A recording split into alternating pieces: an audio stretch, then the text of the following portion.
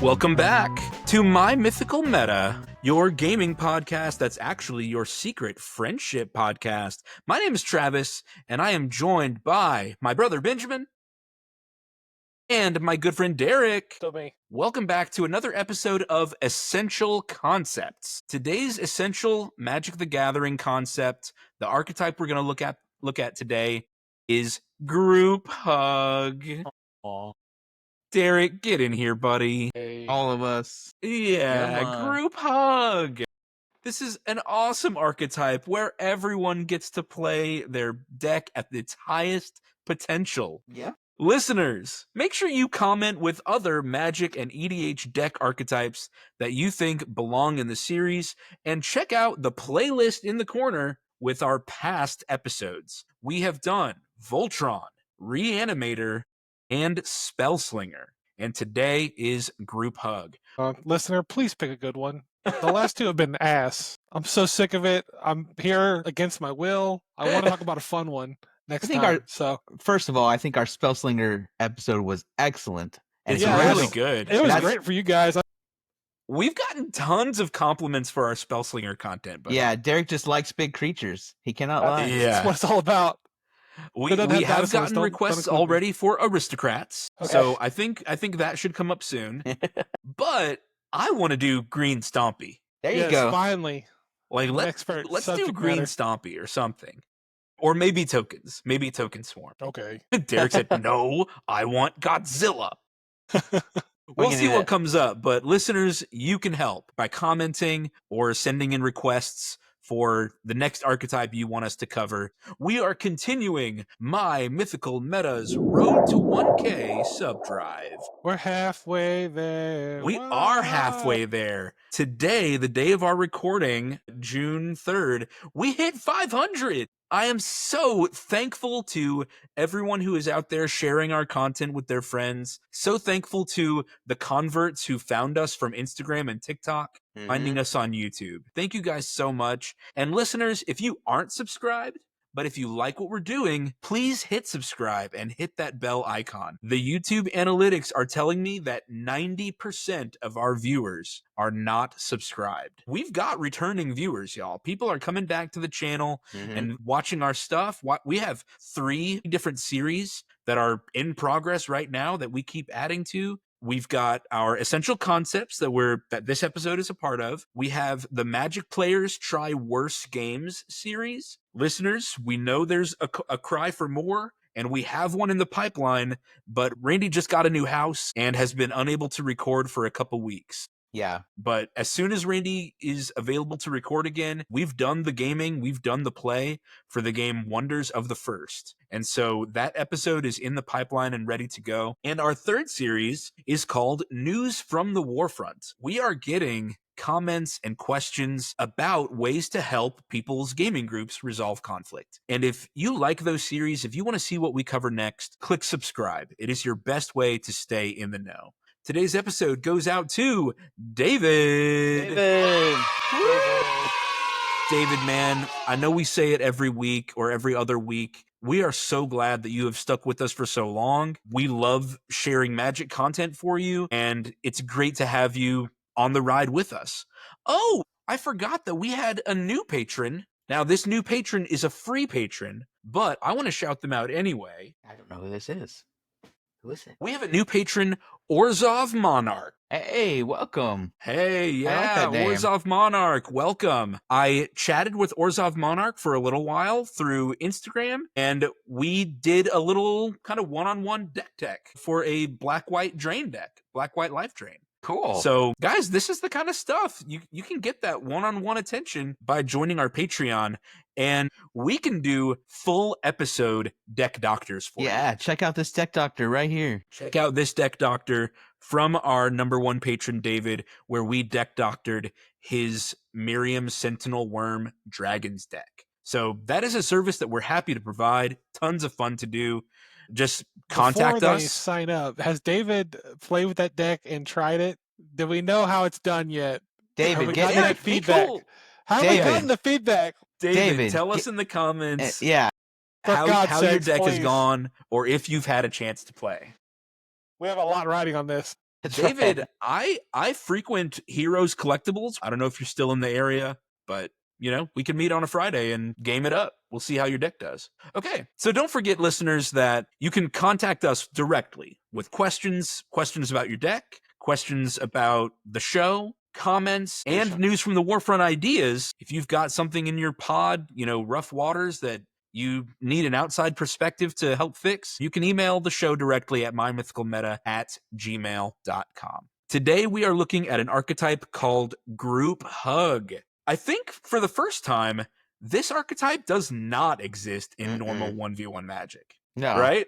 that's right. Yeah, there was one time in Modern, and I guess in original Kamigawa Standard, there was Really? an ebony owl Netsuni. Is that how you Ebony say Al that? Netsuke, yeah.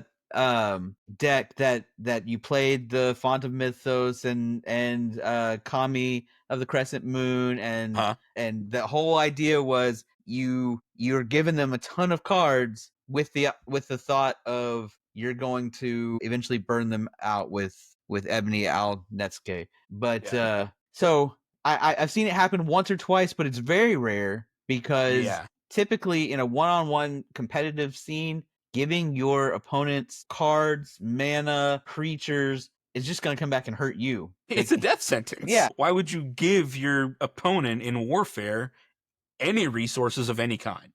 Right. And especially at parity. Yeah. When the game is even, you do not want to give an inch. You don't want to give anything to your opponents. I think the only exception there is as a cost for some other effect. Right. Swords to Plowshares. Okay, you give them life, but you got something much better, which is you got rid of a huge creature. Yeah.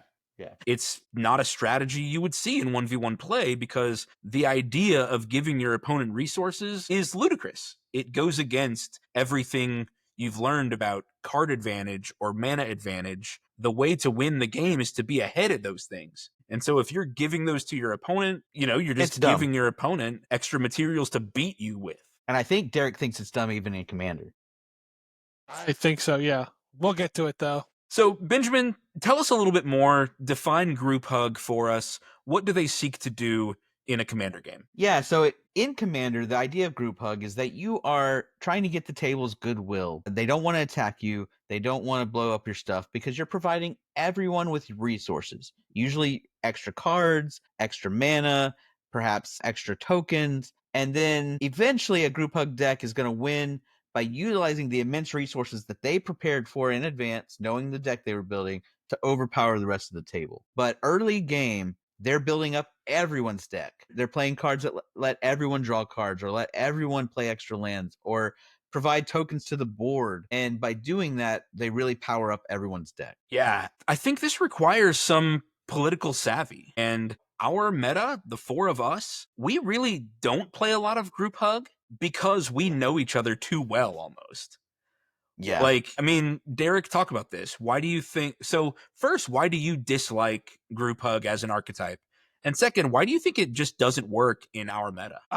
Okay, so for the reason why I don't like Group Hug is that I feel like it kind of adds a lot of variance to games. Mm-hmm. Suddenly everyone's got, they're drawing they're going to have the 7 best cards in their deck at any given or in their hand at any given time. Yeah. And they've got all the removal, they've got all their threats, they've got all their land drops, all their ramp, they just get out ahead, and if for some reason you don't get it, that gap in between you two grows it grows a lot. If you start playing one thing, each player has 2 or 3 ways to remove it. It's hard to get anything to stick. Yeah, I agree. And conversely, everyone else has all their big threats, and you're one person trying to, play all your threats. You can't counter them all because they're coming up too fast. So I don't like it because it's just too much. Well, I say that. Who doesn't love a good card draw? But I don't know. It just he'll come around. He'll come around. I don't know. I just feel like a Group Hug player. He just needs a hug. A Group Hug player just doesn't really do anything except for making it more difficult to kill someone. Like if I'm let's say Travis is the Group Hug player. I'm fighting Benjamin and Travis together. to knock out Benjamin. If I want to attack Randy, I'm fighting Randy and Travis together. Yeah, because you're like going against what I've given Randy to utilize. Yeah, so it just The feels like extra mana so. or the extra cards that Randy didn't build into his deck. Yes, yeah, like it kind of closes the gap between the floor and the ceiling of deck building, I guess. I agree. Where, if someone's giving you cards or ramp or whatever, maybe it takes a good deck and makes it better. Yeah. As if, now they're not limited by 100 cards, now it's 115 cards or something. I see what Derek doesn't like. He plays blue-green decks and is mad that a group hug deck turns everybody into blue-green decks. Yes. Blue-green's Derek a privilege. says, I want to be the only one drawing 4 cards a turn, and then gets mad at everyone else do it. I mean, I certainly see your point that the game does get a little more hectic. It gets a little more chaotic. And I think in our group, that is a lot less effective because we all have a relationship background with each other. Like, no amount of me trying to buy Derek's goodwill in one game of Commander is going to stop Derek from taking me out of the game. Right. Yeah. I mean, I know because we've got deck. 10 years worth of relationship, worth of games where I countered his Soul Ring. So that's right. I mean, no amount of me saying, hey, Derek, you can draw 2 extra cards this turn is going to stop him from saying Italia is coming straight at you. Yeah. You know what? I changed my mind. Yeah, it's, Randy, his biggest thing is that he hates that I win or I've got to maneuver him into some kind of, I want to manipulate him into a decision that he didn't want to do in the beforehand. So he wants to attack me, and no amount of bargaining or giving cards or saving lives is going to change that. Yeah. And that's one of the most important things. If you're going to play group hug, you really have to be savvy. You have to kind of play the board a little bit. And I think ultimately most of us are people more often. You know that you have to know the people, but not have such a background that you can't change the game by knowing the people. And I think that's where we are here, where we have such a history, but also we see through if someone's playing, let's say, a Kinrith deck, and I put a counter on your creature unsolicited, hey, just for you, no problem. You're gonna be like, not gonna be like, thank you, I'm gonna attack your opponent. You're gonna be like, you're up to something. I better attack you before I'm gonna swing it directly at you. Directly at you, because I think you're about to do something with that counter. Yeah. And so smart players in general, when they see a known group hub commander and you start doling out resources, they know, and they have a potential to turn on you quickly, I think. And I think in our meta, we have, we don't necessarily play CEDH or 4s, but I think within whatever constraints we're playing in, we tend to max out the potential of our decks. And it's not always built towards winning. Sometimes it's a theme, or sometimes it's it's whatever, it's a budget deck or whatever. But I think we build tight decks. And in doing that, I think a group hug, like if I see someone with a group hug deck, I don't let them get to the end game, because I know that their end game it's gonna be impossible for me to beat them, no matter what I'm playing. Yeah, it's gonna be big. It might be a combo. Like, they're building up resources just like everyone else, except they came specifically to use those resources, and I didn't. Half the cards I'm drawing are draw cards that I don't want to use anymore because I'm gonna deck myself, or ramp cards that I don't want to use anymore. Whereas they're using their ramp, and then all the other cards they're drawing are part of their game plan. And if they're manipulating all the other people, now I realize I've got 2 opponents coming at me and no one's going after the group hug player. It just, and I think all of us feel the same way. We're all like, he's got 10 lands and 8 cards in hand, and 10 lands, 8 cards in hand, still at 40 life. Yeah. We definitely start getting suspicious and it's trying like to Smash knock them Brothers, off the hill. Where you find out someone's still got 3 stocks. It's like, get his ass. Exactly. So here are just some reminders for new players. Is like, this does require some good social instincts, and maybe this is a way to practice those social instincts. That's true. This can certainly be a way if you are in the position where you're going to a shop and playing with randoms. Like, I know that that's not our experience, but man, this past week's news from the Warfront about pub stomping and playing with strangers is a very common experience in Magic the Gathering. Mm-hmm. So playing group hug might be a good way to see, how can I play Magic when I'm starting at social 0? Like, when I'm starting at social neutral, how can I get people to make deals with me? Or what gift does someone want in exchange for a turn to not attack me? Right. Like, how do people value different game resources versus game actions? Like, things like that. I think this can be a pretty good way to practice that. In my Fibblethip deck, I feel like I'm always drawing Gate to the Ether, because the idea behind that deck is to stack the top of my deck. Yeah. And so I put Gate to the Ether in there so that I can slap out big threats after I've rearranged the top. And the past couple times I've played with strangers and Gate to the Ether comes out, no one cares that I gave them that gift for free. That's right. No one cares that I gave them a card for free. They're all like, sweet, thanks for this Eldrazi. I'm going to attack you directly with it. Right. And the only thing I have is Fibblethip on the board. So it's a weird way to play, and you need to think about ways to shift attention away from yourself, ways to stay in the background, and include in your deck concrete ways to protect yourself, because the Group Hug deck needs to survive until the end. Until the end game, the late game. I'm not just saying you need to survive until you win. That's kind of duh. But Right. like, Obviously. you need to make sure that you can last until you have 8, 9, or 10 mana. Yeah. And you've dug 40 cards into your deck. Right.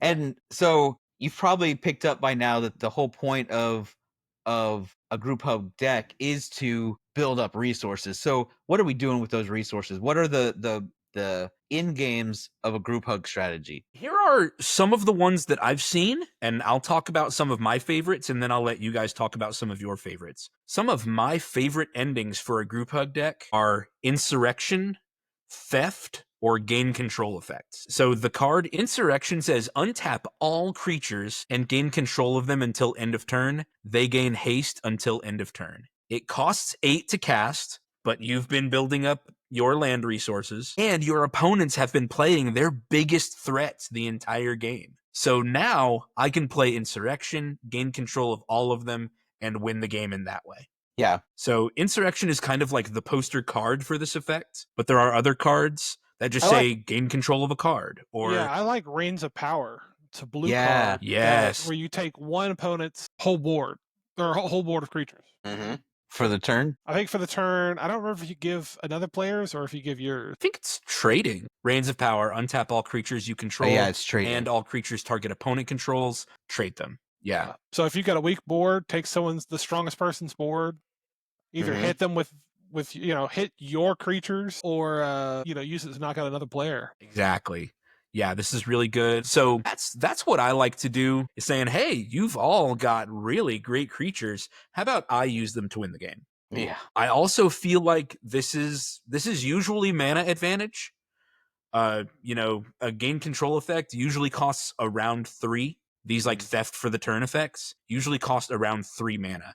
So if somebody else spent 6 mana to get a really big, powerful beast onto the board, I can spend 3 to steal it for the turn. That's mana advantage. That feels good. Yeah. And even the permanent gain control ones are 4 and 5. So yeah. And the copy effects are usually cheaper. They're 3 and 4. Yep. Clones. Yep. Clones kind of go in this category too, saying, Derek's going to spend 7 on a really big creature, and I'm going to spend 4 to clone it so that I get it also. Yeah. Benjamin, you do one. One of the most common ones I've seen is Pillow Fort. So you give everyone everything, but you're playing propaganda and sphere of safety, so that when they're sitting there, or Goad fits in this category too, right? Basically, they have to choose, are they going to spend mana to attack you, or are they going to keep their resources available so they can attack your opponents? And you kind of get them to beat up on each other with all the resources you've given them, and kind of sit back and Exactly, yeah. Dance, my puppets, yes. The closest group hug deck I have is my Aragorn King of Gondor, the Jeskai Aragorn, which cares about Monarch. It's not really a group hug, but it's very much like a Pillow Fort deck where shields up, and it's just about rerouting. It's like the Aikido. Yeah, the turn redirect just kind of enemy. reroute people, and I feel like that's a popular way that group hug will, like, hey, how about you use like Portal Mage, and how about you attack them instead? Or something like that. Some other big finishers for group hugs are things like token armies. I mean, green and white are excellent group hug colors, and these are also great token colors. So use all the lands and the cards you've been drawing to make a huge army. An army that's great on defense and great on attacking, and just do a straight combat finish. And then combos. You know, if you're going to survive until the late game, survive until you can get some type of game-winning combo or mill. Yeah, mill's And really whenever common. we talk about the group hug decks we currently have, mine is a mill deck. I want to make no one win Right. by Mills, just making everyone draw their entire decks, making Yeah. their decks disappear. Hmm.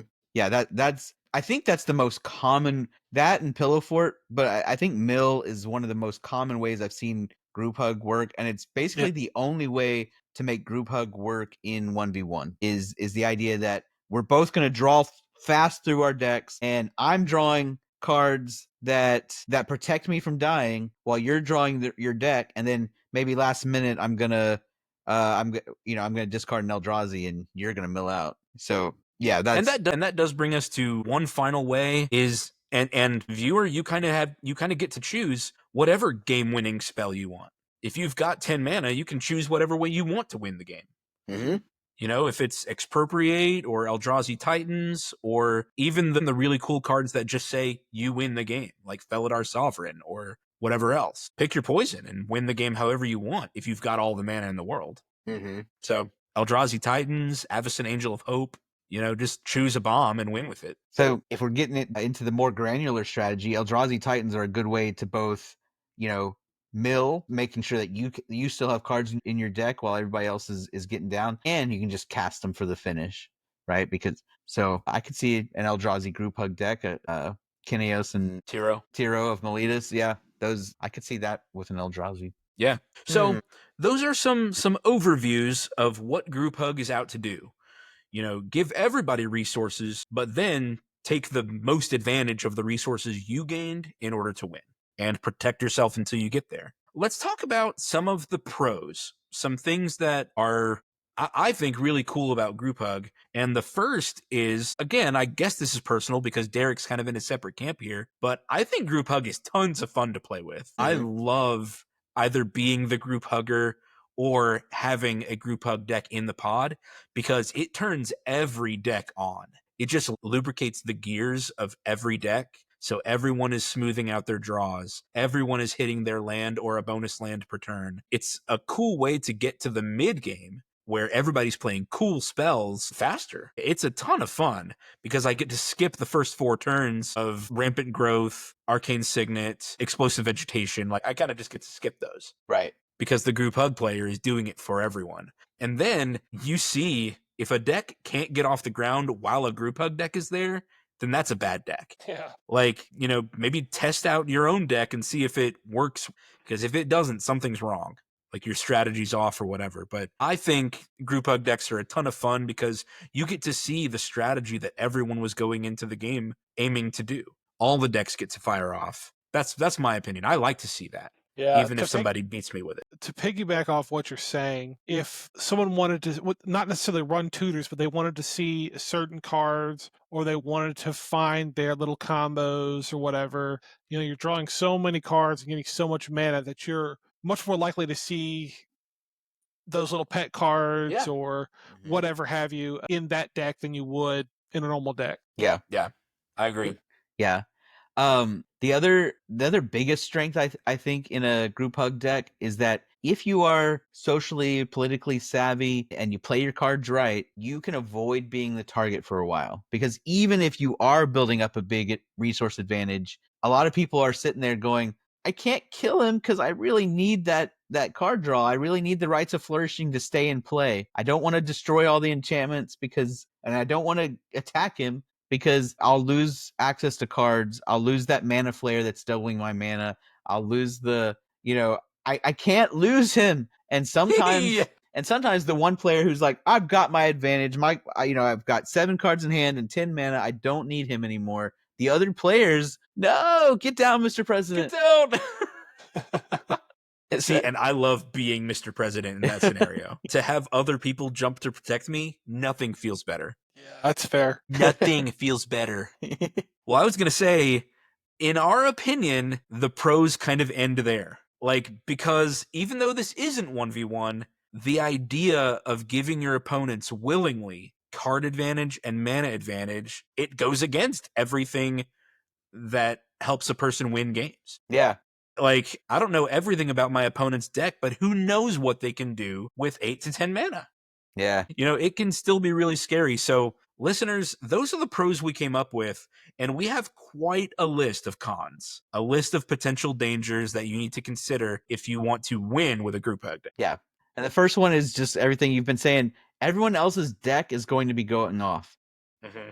To me, I feel like, first of all, this is part of the pros, right? Which is it's fun and everybody gets to do their thing. People have a great time. In our pod, people enjoy losing, or they don't mind losing if their deck did its thing, because they still got to express themselves. It's not as fun as winning, but it's still, you don't feel like you wasted your time and, man, why did I come to the LGS? I could have been sleeping.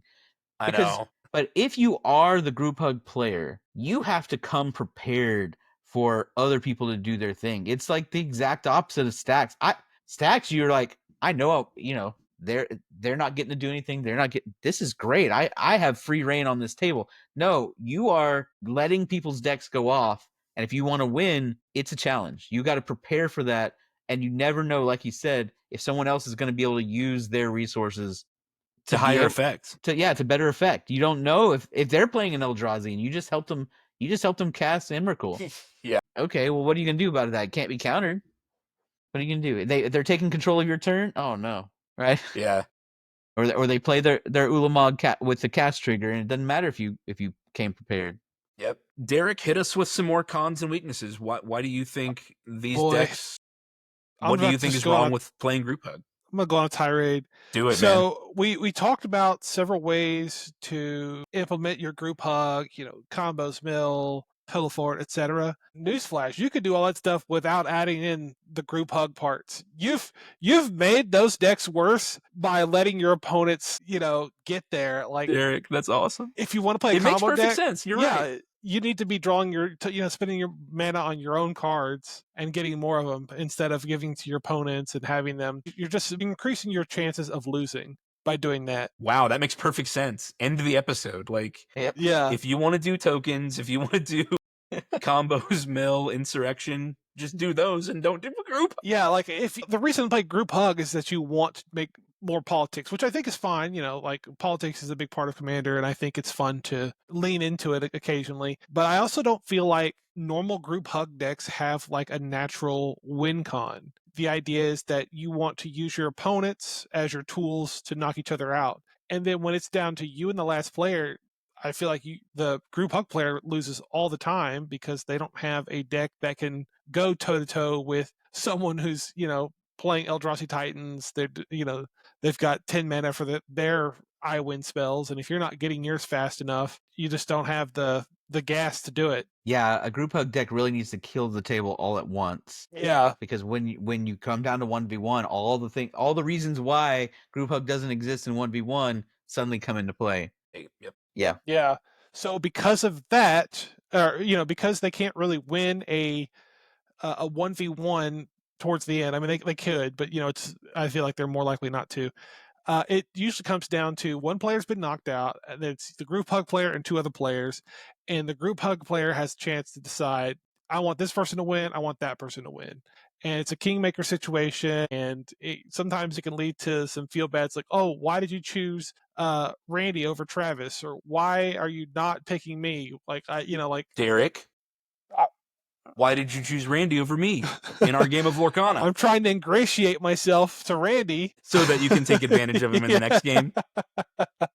No, I think you're totally right. That this style of deck often puts itself in the Kingmaker position. We have an older episode about Kingmaking. Yeah. That's primarily audio, but it's still a great conversation that we had. And you're right. Some players just hate this dynamic of saying, why did you pick that person over me? What was the reason? Right. Yeah, and I think that whatever kind it of is. plays into another big weakness for group hug decks. Okay, in a normal game of Commander where you have 4 players, if one person's playing a 4 and everybody else is playing a 2, you can kind of mitigate that by the 2s teaming up on the 4, right? And saying, we're going to counter that person's Soul Ring, and we're going to blow up their commander and kind of keep them down so that the 2s all have time to come up, right? It's your normal archenemy dynamic that's very, very common in multiplayer games like this. And fun. Yeah, it can be fun to be the archenemy. It can be fun to take them down.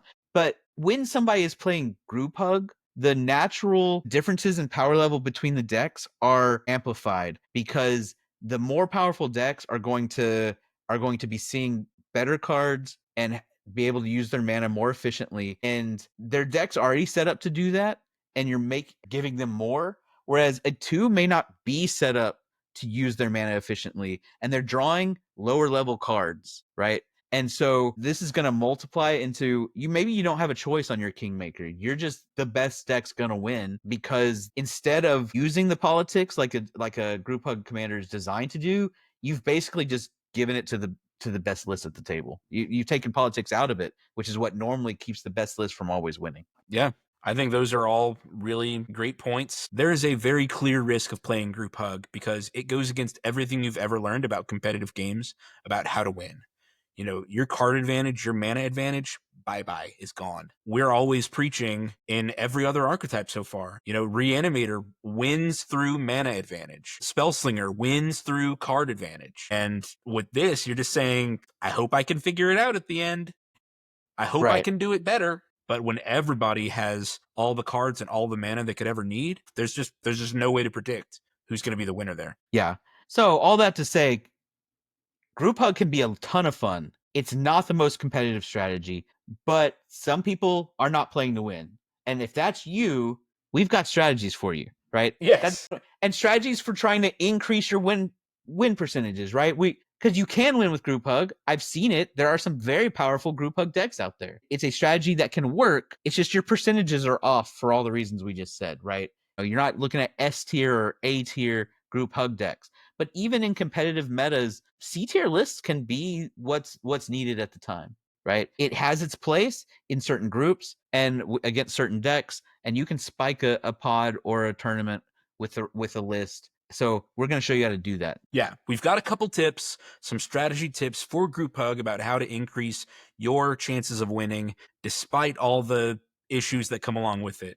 This is what I think is the biggest point, is whatever resource you are giving the table, you want to make sure that your deck is built to get the most benefit from it. You want your deck to capitalize the most on whatever benefit is being passed out.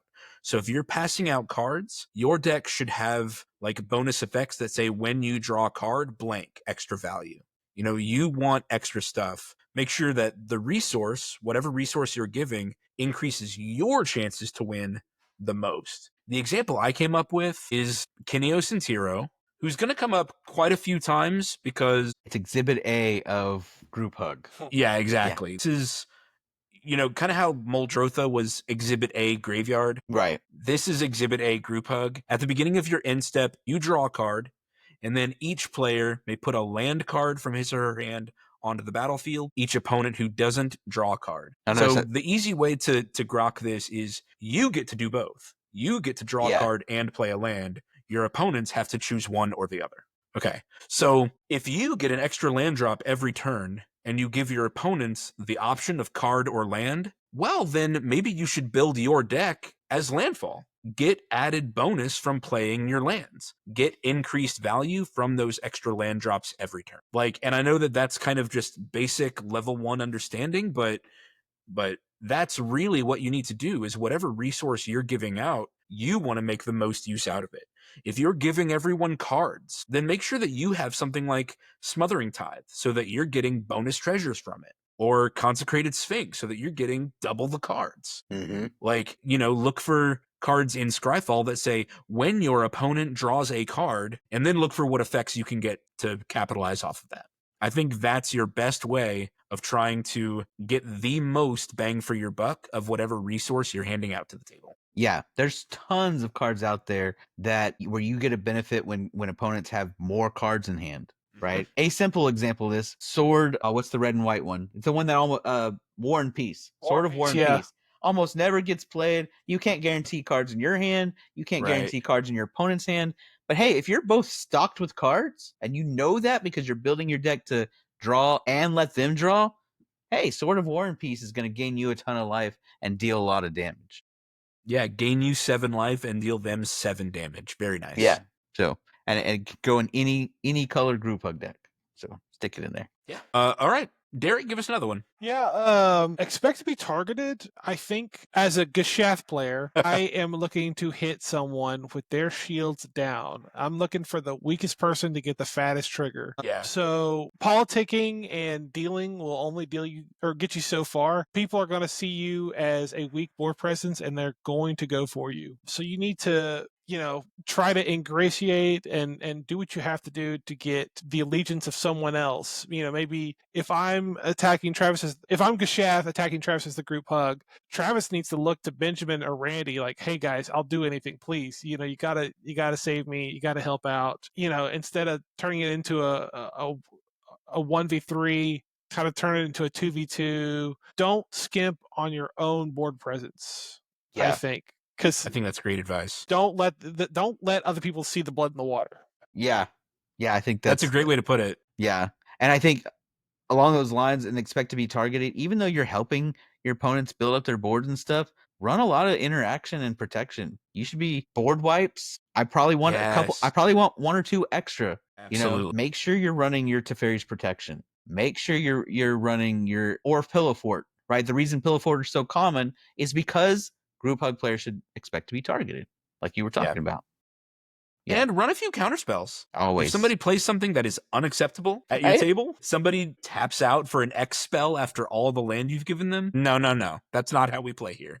Counterspell. I think, and this comes from my experience, I really love group slug, which I think that's an archetype that we will get to eventually. But it's all about whatever game action somebody else does, make them pay for it. Make them pay life for it. And I kind of took that idea to create this strategy tip is you should build your deck with some caveat or price that your opponents need to pay in order to use the gift you gave them. So, I know that Kinios and Tiro, he does provide extra lands. Well, if you're providing extra land drops, maybe throw in a card like Zozu the Punisher. Zozu the Punisher says whenever a land enters the battlefield, Zozu the Punisher deals 2 damage to that land's controller. That bonus gift you're giving them does not have to be for free. You can make them pay the price for what they're doing. I mentioned Smothering Tithe earlier. That's a price they have to pay for all the cards they're drawing, is you're getting a ton of treasures for it. And there are a couple cards that do this. Zozu the Punisher is in red. Polluted Bonds is in black. Yeah, Ankh of Mishra is colorless. Ankh of Mishra is a colorless artifact. I think there's like Shattered Angel that gains you life when an opponent plays a land. In white. I think these are cool effects. There's also some card draw cards like Fevered Visions and Ebony Alnetske that can deal which we looked at earlier, that can deal damage to people based on the number of cards in hand. So you can continue progressing the game. You can deal a little bit of damage, or you can, whatever. Yeah. Through the gifts that you're giving your opponents. I think you can still progress the game. I think group hug and group slug are often talked about differently, but they're really synergistic. Yeah. As long as you're not, with one exception, which is if you're playing something like Mogus, don't be giving them tokens. Yeah. Be smart. Right. Be smart. Like, this is a great example. All of these things you're talking about with like Zozu plus K&T, right? Like, yeah, I like the Shattered Angel example because that one's less likely to draw attention, because obviously if you're putting some group slug into your deck, it starts to get people's attention and you're more likely to be targeted. Because I always go after the group slug player. I usually wait a little bit to go after the group hug player until I've got some resources out of them. So, when you play Zozu, you're going to get targeted. If you play something like Shattered Angel, you're just getting a little more life than your opponent. What? It's just 3 life. It's just 3 life. When you play your 2 lands and you play your 2 lands and you play your 2 lands and I play my 2 lands, well, mine don't count, but that's 2, 4, 6. That was 18 life I gained this round. Yeah. And then exactly like Derek said, he's got 3 stock. Randy's got 74 life. Right? Or whatever. What? So, when did that happen? As we were thinking of this episode and Travis had written this point on our outline, I just thought that, group hug doesn't have to mean group free ride. You can make them pay a little bit for the gift. Exactly. Yeah. Hey, if you want that extra land, you can give me 3 life for it, or you can pay 2 life for it, or if you want that extra card, you can give me a treasure for it. Yeah. Like, just look through And, I keep Scryfall up on all these episodes because that advanced search is so great for finding a bunch of cards that you never thought existed. This is a 30-year-old game, and they've got effects that say when your opponent draws a card, or when your opponent, when Cast a their second creature spell. enters the battlefield under your opponent's control. Like, you can get bonuses from those things. Mm-hmm. Yeah, so make them pay. You can also do this with politicking. If you've got a card like Kenrith that says target player gains 5 life, put a target player draws a card. Mm-hmm. Hey, you seem to be light on lands. You want a card? You want a card? Exactly. Attack them. I'll give you a card. There is a line of cards called offerings, benevolent offering. Anyway, they'll all say choose an opponent. Yeah. Infernal offering, intellectual offering. They'll all say choose an opponent. And these are great group hug cards because you get to pick one player in particular, or two. You get to choose 2 players and then share benefits with those. Yeah. But you get all of them. I also really like the ones that are like choose friend or foe. For each player, choose friend or foe. Yes, choose friend or foe. Here's Wim says, choose for each player, choose friend or foe. Each friend searches their library for a land, puts it on the battlefield. Each foe sacrifices an artifact. So you look around and say, who wants to be my friend? What can you offer me? Right. Can you offer me a turn where you don't attack? Or can you offer me, whatever? Because otherwise you're losing your soul ring.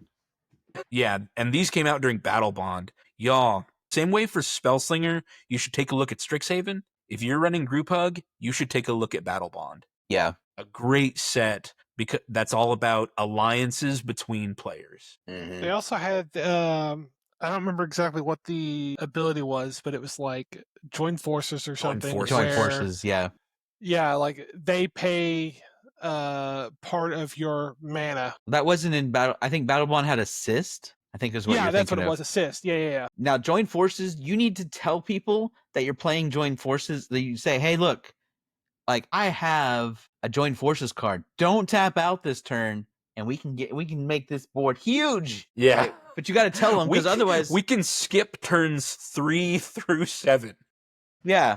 Because otherwise, and really make it happen. You're holding Collective Voyage, and on turn 2, you put 1 mana in it, and no one else puts any mana in it because they all tapped out. Now you're all getting to search for a land when you're the only one who paid any mana. That's just a really bad rampant growth. Yeah. This is a really bad rampant growth. Tell people when I have joined forces, because look, Alliance of Arms 1, Collective Voyage 1, Minds Aglow 1. I tell people ahead of time, listen, all I'm paying is the 1. All I'm paying is the blue in Minds Aglow. Okay. If anybody else wants to pay mana and draw some cards, you can pay into it. Right. That's probably how you have to play it, because otherwise people are freeloaders. Although I have been burned by saying that because it says starting with you, each player pays. Yeah. So I just say, okay, I'm playing the blue, and then I'll pay nothing into X, and everybody else goes pass. So maybe put in 1. I mean, I'm happy to sit. If you're going to pay 2 for a Minds Aglow to let me draw a card, I'm fine with that. Benjamin's over here. Vaya con Dios, brother. Anyway, those are definitely some cards to think about. Remember, this can be a great fun to see all of the decks going off, see what everybody brought to the table, kind of turn every deck into a Simic Spellslinger deck. Yeah. It is a lot of fun to see what everybody came to the table with. But if you are a highly competitive player who gets your fun from winning, there's a lot of things you need to consider before playing Group Hug. Next week, when we return, part 2 of this Essential Concepts episode will be some beginner commanders for building Group Hug. We've already hinted at Kineos and Tiro of Meletis, but we've got a few others that provide some different avenues on how to play. I do have kind of the closest thing our meta has to Group Hug right now, so I'll talk just a little bit about that deck, and then we're going to go through some quintessential Group Hug cards. Things like the Join Forces cycle that we just talked about. Cards that you should look at if you are aiming to build this kind of deck and give your opponents lots of resources. Do y'all have any last words? Well, listeners, we want to hear your stories too. You've heard about our experiences with Group Hug, and you've heard about why we tend to stay away from it. But have you ever built a Group Hug deck? Did it crash the game like we were talking about? What's the win rate for your Group Hug deck? Right? Did you actually make friends, or did you just make a bunch of enemies? So drop a comment and tell us about your Group hug memories. Absolutely. Don't forget that you can, of course, reach us through email, mymythicalmeta@gmail.com. And please, we are on the road to 1K. We are at 500. So help us hit 1K. Man, I just want to say thank you so much. In the last month, we've gained over 150 subscribers. So Y'all are 1K is not as far off into the horizon as I think I thought it was. I think we're really growing fast, and it's so exciting. So thank you guys for sharing if you like our content. And there's 90% of you who are watching who haven't subscribed. So if you are going to come back, if we've eked our way into your algorithm, just click subscribe for us anyway. All right. Thank you very much for listening, for watching, for sharing. Benjamin, Derek, thank you guys for being my great friends. Adios. There, guys. This episode was sponsored by Eldorado Gaming. Use the promo code META for 10% off your order.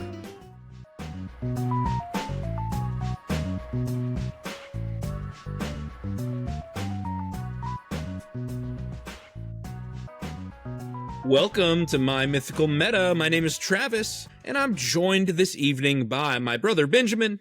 Hello. And my excellent friend Derek. Hello. Y'all have to excuse Derek's voice I don't have to and excuse anything. muted demeanor today. He's got both a cracked rib and a respiratory infection. He's hurting. We're fighting. We're fighting for our lives out here. This boy Here, is here. hurting, but he's making the Silent sacrifice Pippa. to be with us Yeah. because he loves group hug that much. They said, stay home. Don't do this. And I said, I will be there for group hug. This is week 2 of Group Hug. We are continuing our discussion, actual cards that are staples of the archetype. So we've been talking about how Group Hug works, and now we're going to look at the cards you should be running. Giving your opponents cards and giving your opponents lands and mana and treasures and whatever else. We divide our deck building into essential categories: card draw, ramp, interaction, recursion, protection, etc. And so, the purpose of these episodes is to make your deck seem more like a group hug deck while still serving its primary functions. Right. Yeah. You know, if you need 10 removal spells, well, if you have 10 removal spells that are group hug, then your deck feels more group hug while still being able to remove what you need to remove. Exactly. Patreon shout out this week. She's been with us a very long time. Very long time. Becky. Becky. Woo! Becky. Becky, thank you so much. We appreciate your continued patronage. For more information, listeners, about our Patreon perks, you can check out patreon.com/mymythicalmeta. And here's something new, y'all. Our YouTube channel is growing, and you can now join our membership tiers on YouTube. Woo! We've got 2 tiers: the Metapod tier, which is only $2.99 a month, and then the full hardness Metapod tier. You can't The even full buy a hardness- stick of gum for $1.20 or whatever, $2.99. What was the tier number? Yeah, $2.99 for a Metapod Yeah, you can't even buy gum for that cheap $3.99. anymore. for full hardness Metamod. That's right. The full hardness hardened Metapod 6 tier. times. The full hardness Metapod tier is $3.99, which is the same price as our Patreon for $4 a month. So with full hardness tier, you get all of the same benefits as our Patreon, including I've been giving out some samples online, you know, a little one-on-one tutoring, a little one-on-one conversation. Our patrons have the opportunity to have us record full Deck Doctor videos just for them, fully edited with card images, and of course, great advice for deck building. We will look at what you've got, provide some feedback, and look for alternatives or changes, or provide some insight into how that deck works. And that's a service that is not only really fun, but great for beginning players. And that's something that's available for our patrons and anyone in our full hardness Metapod tier on YouTube. You can also contact us directly with questions and requests at mymythicalmeta@gmail.com. Benjamin, talk about our Road to 1K sub-drive on YouTube. We're pushing hard for 1,000 subscribers. We crossed 570 recently. That's right. I think we've had over 200 subscribers in the last month, something like that. It's growing. Yeah, it's amazing. It's amazing. Yeah. We really appreciate everything you're doing. But here's the thing: we're pushing to 1,000. I think we have a new promo code, right? We New do. promo code for this promotion: Road 15 for our Road to 1K. If you use Road 15 at checkout, at our sponsor, EldoradoGaming.com, you get 15% off your order. That is a one-time use code to help push us to 1,000. If you've already used that code and you want to come back for more, you can always use promo code META for 10% off your order at EldoradoGaming.com. And then if you join our Patreon or our Full Hardness Metapod tier, we will send you a promo code for 20% off. That's good as many times as you want to use it, over and over and over again. Lifetime promo code for 20% off at EldoradoGaming.com. So lots of levels here, but for this road to 1,000 sub drive, you can use promo code ROAD15, ROAD15 at EldoradoGaming.com at checkout to get a special 15% off your order. That's right. And hey, our Instagram and TikTok both passed 1K this past weekend, y'all. So our Instagram and TikToker fans, they're doing their work. They are sharing with their friends, and we eked our way into the algorithm somewhere on Saturday. And now we need those followers and our YouTube viewers to come show your support for the full episodes here on YouTube. All right, we are going to begin our specific cards for Group Hug episode with some beginner commanders for this archetype.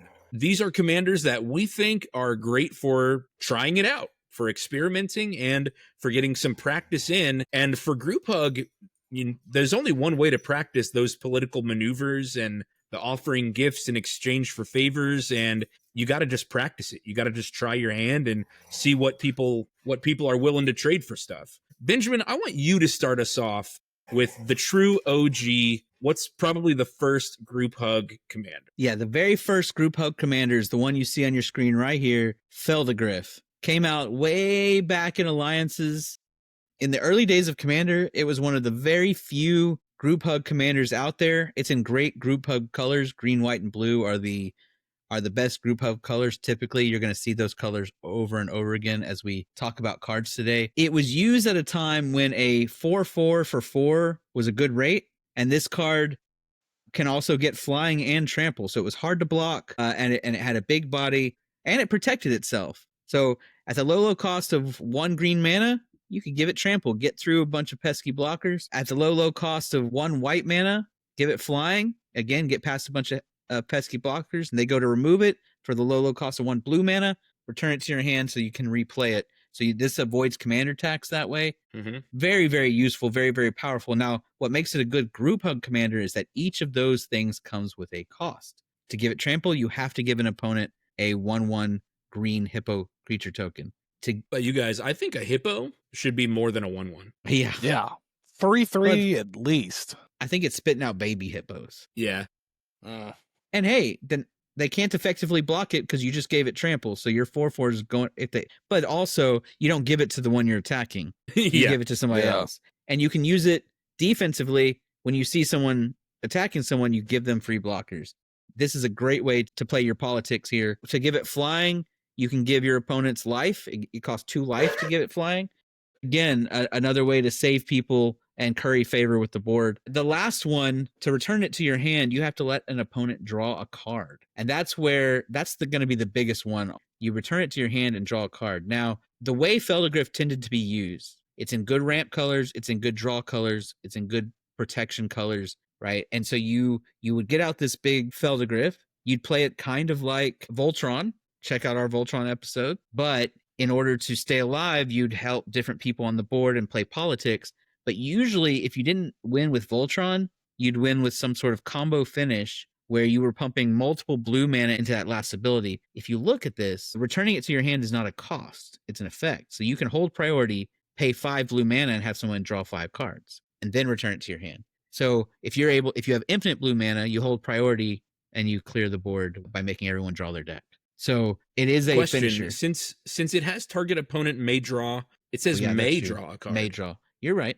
Is that right? That's right. Yep. Good job. Travis keeping it honest. Yeah. Well, I was also thinking that because each of these is separate, can't someone, as they're drawing cards, draw them one at a time and react in the middle of the stack? They can react in the middle of the stack, but they're all on the stack. But you're right. They are all on the stack, but they could still react as they're resolving, right? Yes. As they draw cards? Yep. Okay. Interesting. No, you're right. And that may draw, ultimately, Feldergriff is going to be played as using a politics for your Voltron, right? But because you can hand out benefits to whoever you want when you have the right mana, it can carry a lot of favor. Did people in the past lose to this? Yes. Like I mean, this infinite mana thing. Did they just not see the word May there? I might be misremembering because that's how I remember Feldergriff being a Combo finish. combo finish. I loved hippos. This was one of the first commanders I ever thought about when I was like getting into Commander.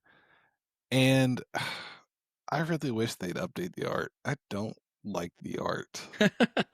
It really bothers me. Yeah, just a purple goober with green wings. It's not even like the green wings, yes, but also like the little tiny bird wings just haphazardly thrown in the torso of this hippo. It bothers me. Derek's like, the anatomics are all off. Yeah. Yeah. This thing could never get off the ground. Are you kidding me? Well, as I look at the average deck, it looks like they typically play it like a control deck. Okay, yeah. And things that care about creatures dying, lots of counter spells, and all of that.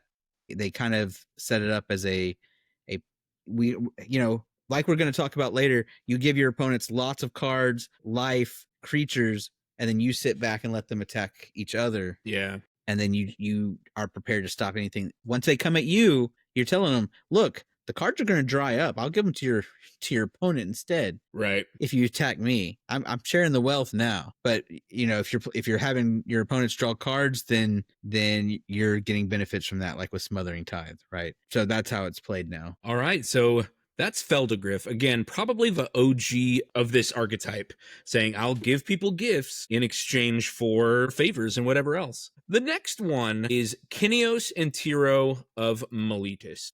First, probably intentional group hug deck. Right. I think, yeah, because Feldergriff, when it was made, was kind of a joke. Basically, it was the downside of protection, flying, trample, was you were giving your opponent. There weren't multiplayer games when it came out, so it was just bad. And then in Commander, when politics became a thing, suddenly they're like, oh, okay, I can use that. Exactly. So Kineos and Tiro of Miletus is 4 colors, red, green, white, and blue, for a 2/8 human soldier. These two guys have got some big butts, and they are ready to block with them. And it says, at the beginning of your end step, draw a card, and then each player may put a land card from his or her hand onto the battlefield, and then each opponent who didn't draws a card. You get to do both. You get to draw a card and play a land. Your opponents have to choose one. Your opponents have to choose to play a land or to draw a card.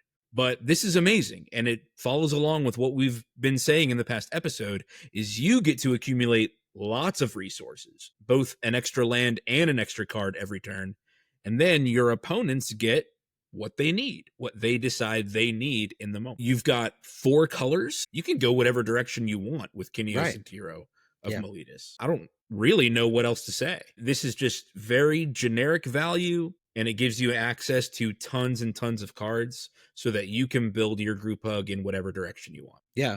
I mean, you could build the rest of it as an aggro, control, whatever, just understanding that you're getting a little bit of card disadvantage there. But basically for 4 mana, you get a really good blocker that's basically not going to die to damage-based removal or larger threats, and a free explore every turn. And then you just build your deck around that, and you're like, well, my opponents are not going to want to kill it because it's giving them advantage every turn. Yeah. Yeah, very good. I mean, it's also in 4 colors, so it has 80% of the card pool. You just pick the best stuff. All of the best group hug cards for certain. Yeah. For certain, yeah. There's only a few black ones. Most of them are. And red puts in a lot of punishing stuff that green, white, blue don't have. That's right. Nice. Yeah, that red kind of allows you, like we were talking about last episode, to weaponize the gifts you're giving your opponents. Yep, there are lots of red cards that do damage based on the number of cards an opponent has in hand. And there's lots of red cards that punish players for playing extra lands. You get to do both. Yeah, it's awesome. And your opponents are going to look at it and say, well, I can't not draw a card or play a land because 3 other people are doing it. I'm going to fall way behind. Yeah. Derek, do this next one. Yeah.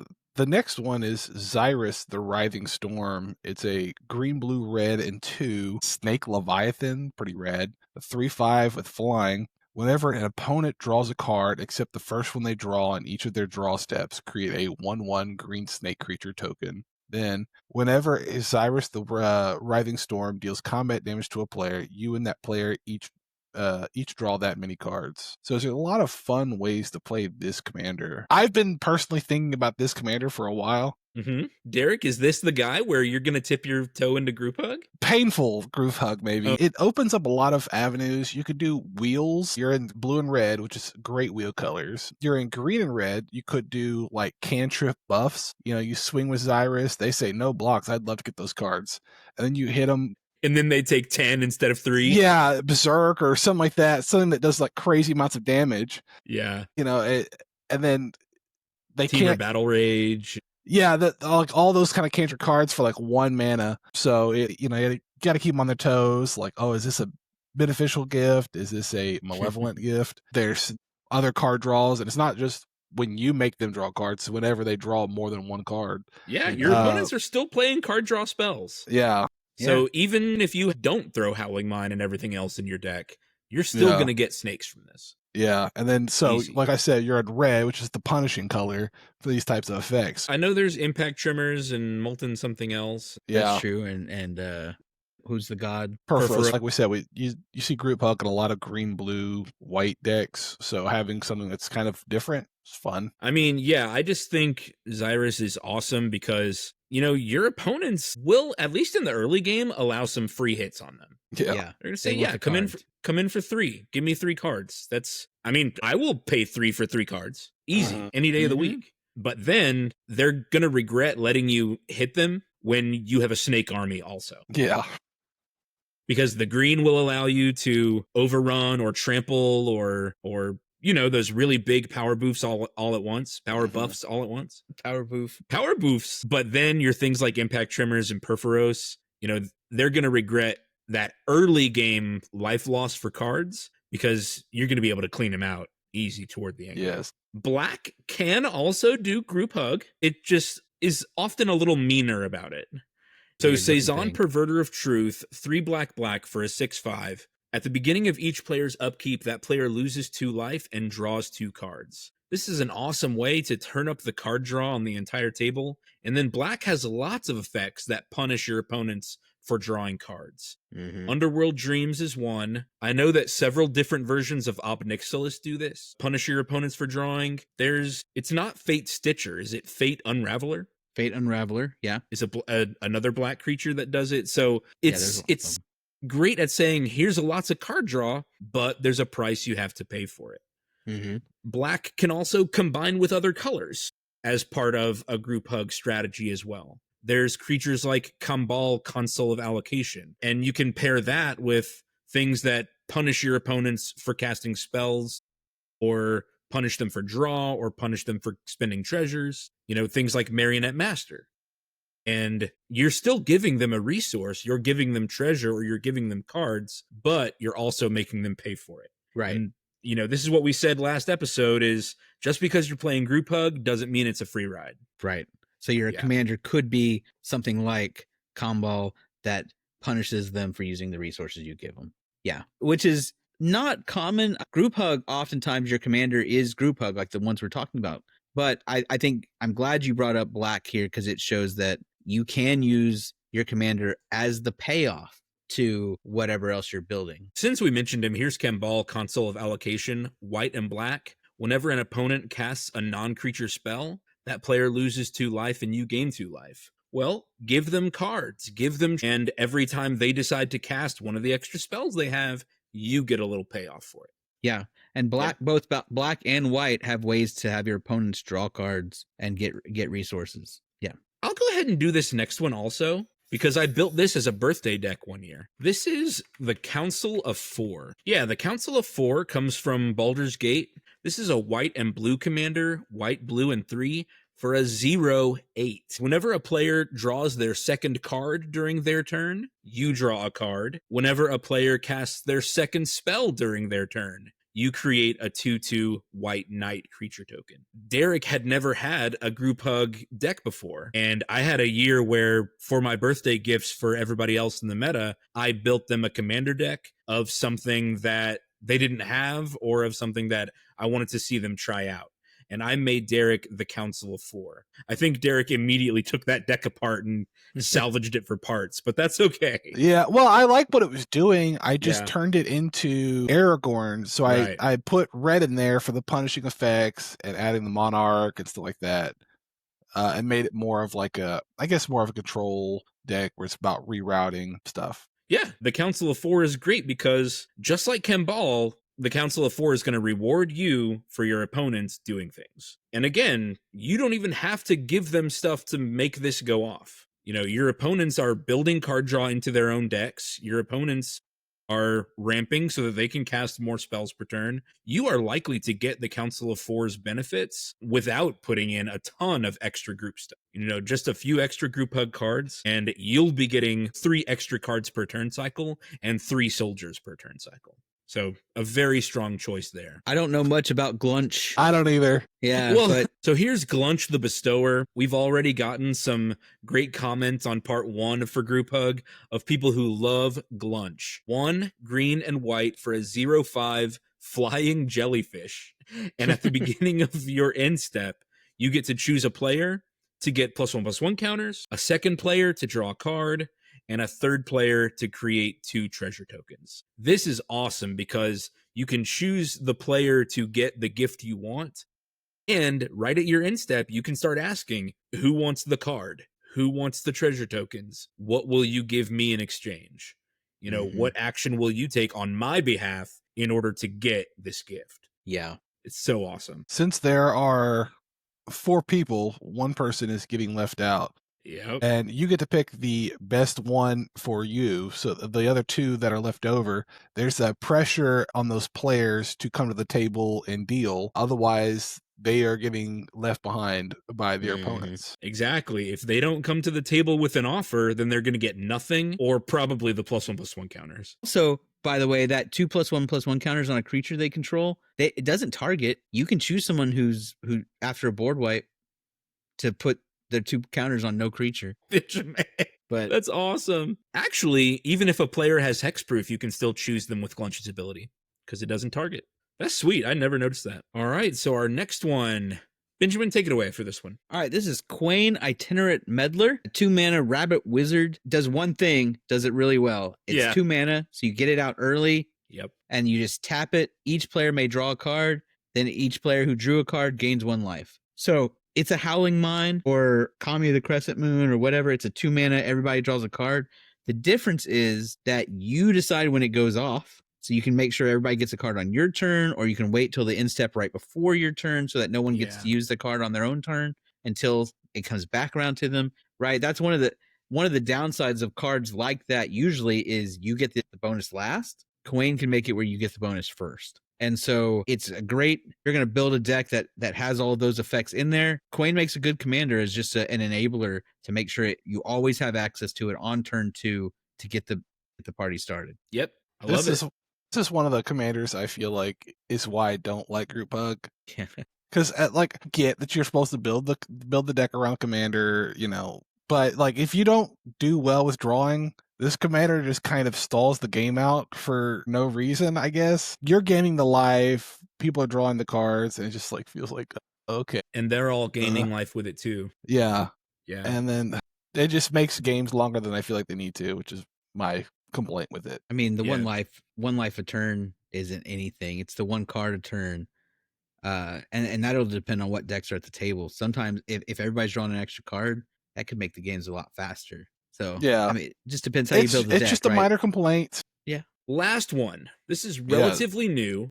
Speaking of rabbits, Yeah. we have Miss Bumbleflower. She's recent-ish. They had a whole commander pre-con in Bloomborough. She might still be available online, something like that, if you really feel like this is calling to me. Because I heard it was a good deck, so I don't know. Oh, I've seen it in stores still. Yeah, she is a green, white, blue, and 1 rabbit citizen, 1/5 vigilance. Whenever you cast a spell, target opponent draws a card. Put a +1/+1 counter on target creature. It gains flying until end of turn. If this is second time The second time this ability is resolved this turn, you draw 2 cards. So I think she is, I don't know if the best, but certainly like she was made for group hug, and she was made well because she is giving out the group hug parts, and then she herself is benefiting. Like she's the payoff and the setup for group hug. Yeah, I agree. Do you think you build the deck with other creatures to put the +1/+1 flying on? Or do you just make Bumbleflower buff? You might just make her buff. I mean, she's a 1/5. I Yeah. mean, certainly you might put stuff like Forgotten Ancient, which gets bigger when people cast spells. Maybe some +1/+1 counter synergy in there. But I mean, I think whatever you put it on is probably going to get big really fast. Or maybe you just spread them out. Who knows? Yeah. I mean, I like Miss Bumbleflower a lot. The fact that you only have to cast 2 spells to break even with the other 2 people that you gave cards. You know, because you cast a spell, you give somebody a card, and then you do it again, you draw 2. So now 2 opponents have gotten 1 card, and you're up 2 cards also. And some counters. And some counters. Yeah. So you've you broke even when it comes to card advantage there. And it only takes 2 spells a turn to do it. Yeah. I mean, you're a good instant colors, like, you know, with blue and white. I feel like there's a lot of instants you can do to trigger this on more than one turn around. So I think she's got the juice. Okay. Like we said, those are just some beginner thoughts, some beginner commanders. If you're thinking about experimenting with this archetype. And now we're going to give a special mention to some commanders, some group hug decks of our past. So mine is Heliod the Radiant Dawn from March of the Machine. This is the flip Heliod that's white and blue. So the front side of Heliod doesn't really matter, although it is convenient. Whenever he enters, you return an enchantment card that's not a god from your graveyard to your hand. So this is pretty nice because my deck is full of artifacts and enchantments mostly. You know, all the group hug stuff. And then 3 and Phyrexian Blue to transform him. Phyrexian Blue means you can pay blue or 2 life. And let me tell you, it's almost always 2 life. So then when you flip him to Heliod the Warped Eclipse, you may cast spells as though they had flash. And the spells you cast cost 1 less to cast for each card your opponents have drawn this turn. So, the way I built this deck is, of course, full of the, you know, mass draw effects. I want everyone to draw lots and lots of cards. But then I wanted to control what my opponents were doing with all of those cards. And I put in a bunch of effects that say players can only cast 1 spell per turn. So you have lots and lots of cards, but you have to choose 1. You can only choose 1 each turn. And the cool part about Heliod the Warped Eclipse is that because my spells have flash, I can also cast 1 spell during my opponent's turns as well. So I get to cast 4 spells per turn cycle, while my opponents only get 1.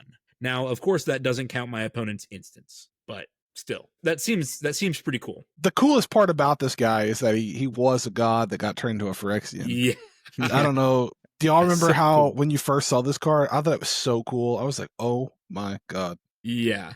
So rad. It took a long time for me to finally arrive at this deck. This deck has gone through lots of permutations. The first version of this deck was Golos Tireless Pilgrim, and it had my Gates mana base, and it was called I Want to See Your Deck. And the idea was to showcase the card Forced Fruition. Forced Fruition is a wild group hug card. Whenever an opponent plays a spell, that player draws 7 cards. So just a way to speed through the opponent's deck. That deck was basically a 5-color hidden Nekusar deck. Nekusar deals 1 damage whenever opponents draw cards. This was also the Show Me Your Deck that Travis has. It was awful, terrible. It was a worse. It become a joke between all of us. He'd play it. It would stall out. It wouldn't do anything.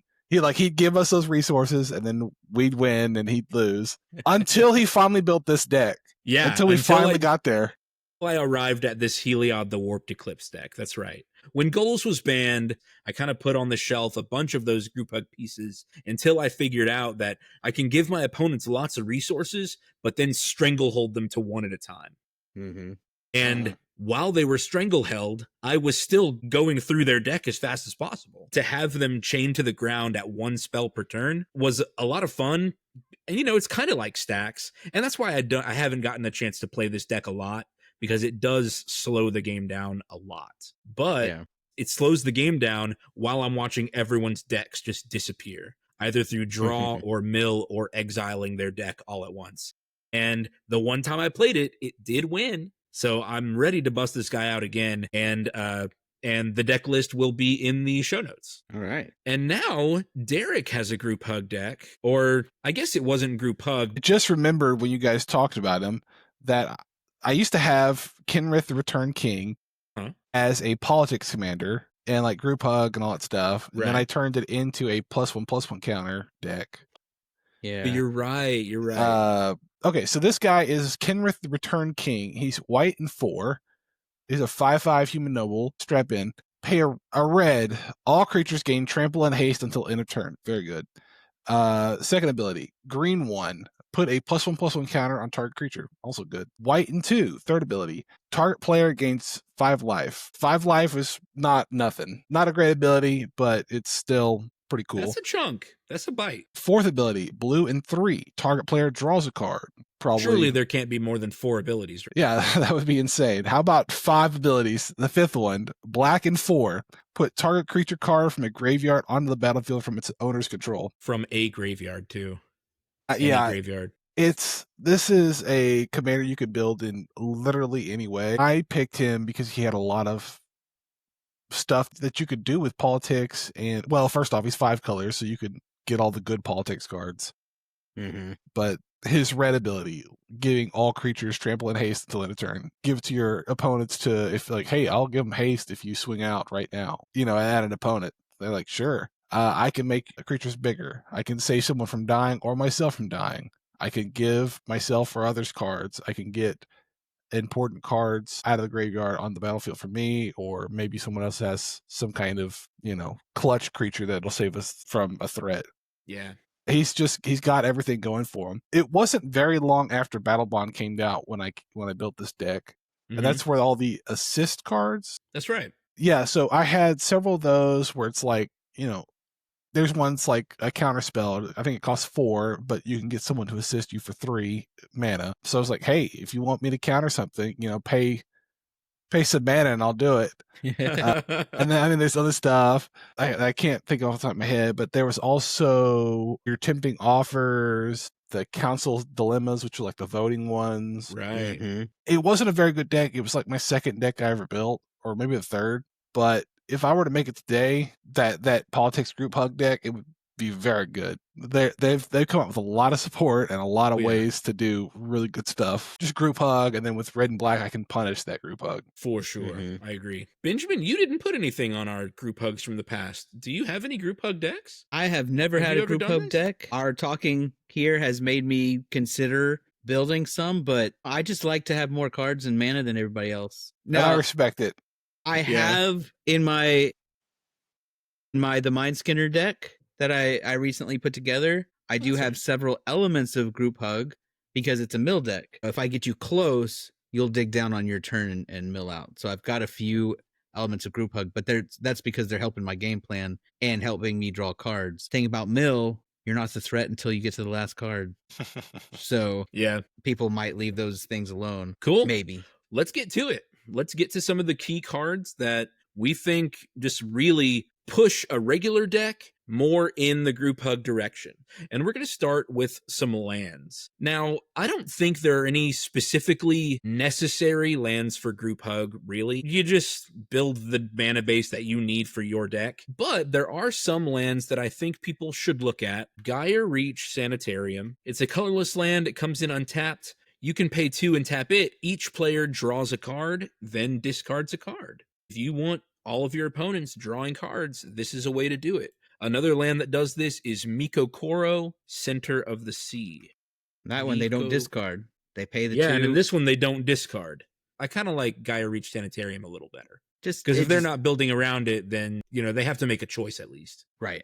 And don't get to just hold on to everything you give them. But Mikokoro, Center of the Sea, is almost exactly the same, except for no discard effect. Another land that I would include in a group hug deck, I wonder if I should even have it in this category because it doesn't provide mana, is Maze of Ith. Yeah. Well, there are lots of cards like this that do provide mana, but they cost mana. Mystifying Maze is one. Yeah. Labyrinth of Scophos. Yeah, you're right. I'll pull you up know, Mystifying Maze. yeah. But all of these, I mean, if you're helping your opponents get to the end game, you need to protect yourself. One of my favorites is the one that comes out of Thematic Compass. Thematic Compass. Spires of Erazka. Spires of Erazka. And this one, the Spires of Erazka, is really good because it does provide mana. It does provide mana. Doesn't cost you mana to tap it. It's a Maze of Ith that provides mana. It's the best one. You can't use it early, but you probably don't need to use it early anyway, and it doesn't take up a land slot. I like all of these effects in here. Yeah, if you're giving your opponents their big threats, then you need to protect yourself from those big threats. Yeah. One that I really like in Group Hug or anything that can take advantage of giving your opponents creatures is Forbidden Orchard. Forbidden Orchard, every time you use it, an opponent gets a 1/1 token. This goes in a lot of decks that are not Group Hug, but if it's right on theme with Group Hug. Yeah. To be able to say, who wants a token? Yep. You know, somebody's sitting there with Ashnod's Altar on their board, and you say, hey, you want a token? You want 2 extra mana? What'll you give me for it? Yep. Fits right in there. I think for a group hug deck, a land card like Reliquary Tower, it gives you no maximum hand size. So when you're doing a bunch of like wheeling and doing a lot of extra, like draw an extra card at your upkeep, draw 2 extra cards at your upkeep, you know, all that stuff. While you can certainly sculpt the best 7 cards in your hand, something like Reliquary Tower is like, you know, I'm breaking parity because I have a hand of 20 cards now, while everyone else is having to discard down. Just a thought. Yeah, I think it absolutely makes sense. Yeah. All right. So if you're giving everybody big creatures, then get some payoff when they actually deal damage with them. Spinerock Knoll is one of the hideaway lands. When it enters, you hide away a card from the top 4. In this case, whenever an opponent is dealt 7 or more damage in a turn, you can pay red and tap it and play the exiled card for free. Well, when there's big creatures roaming around, somebody's about to lose 7 life. This doesn't have to be on your turn. You wait till that opponent hits that opponent, tap your 2 mana, boom, play whatever you found. So these next 2 sections, we're going to do ramp and card draw, and this is going to be the bulk of the episode, because that's the whole idea behind Group Hug, is giving your opponents those 2 resources, mana, card draw. So let's look at our ramp section. Green loves to do this. They love to share lands. And this is where Derek would say, well, Green's also good at just getting you lands. Yeah. But Green does have some cool ways to give everyone lands. There's so many. Tempt with Discovery. I love Tempt with Discovery. There's a whole cycle of cards that say Tempt, where you can ask your opponent if they want to also do this thing with you, and then you get to do that thing a lot. So Tempt with Discovery is you get to search your library for a land card, any land, and put it on the battlefield untapped. Any land onto the battlefield untapped for 4. And then each opponent can search for a land card and put it onto the battlefield. For each opponent who does that, you get to get another one. You get to get another land. So if anybody else also wants to ramp for free, then you get a bonus land on top of it. I love that. There are lots of podcasts and people out there who will say, well, yeah, the trick with Tempt with Discovery is you accept the deal, but go grab your strip mine. You know, that way you're ready to just destroy whatever they searched up. The thing is, that's a terrible idea.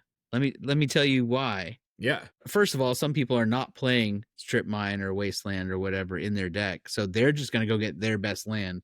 And now you have to decide, because they went and got their best land, the person who played Tempting Offer is now getting 2 lands. Are you going to give the person with Tempting Offer a 3rd land and then decide which one of these you're going to destroy? Or are you going to just take your best land or not go get of the 3 options, give them a 3rd land, not give them a land, or take a Strip Mine?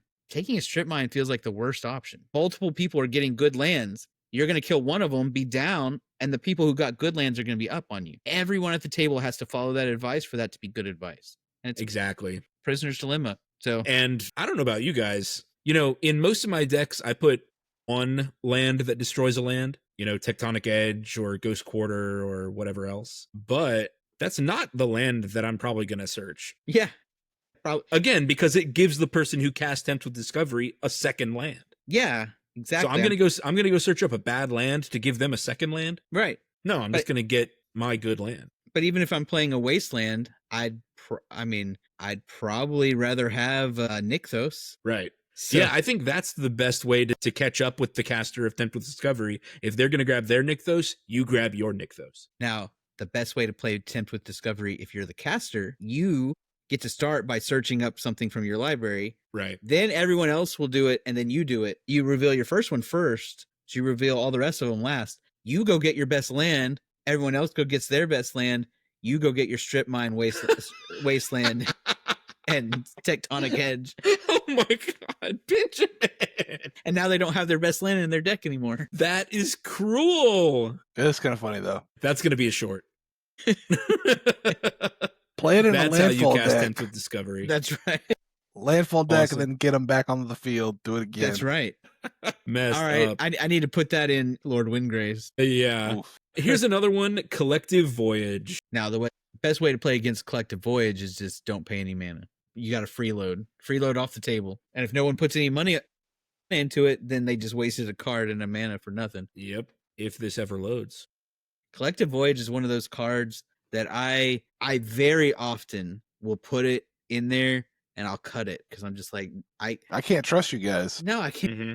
can't trust y'all at all. And even if I could, like, I mean, this doesn't scale very well. For 2 mana, it's a rampant growth for you and a free rampant growth for the table, which I know Group Hug's doing that. Right. It's just play Yeah. Rampant Growth.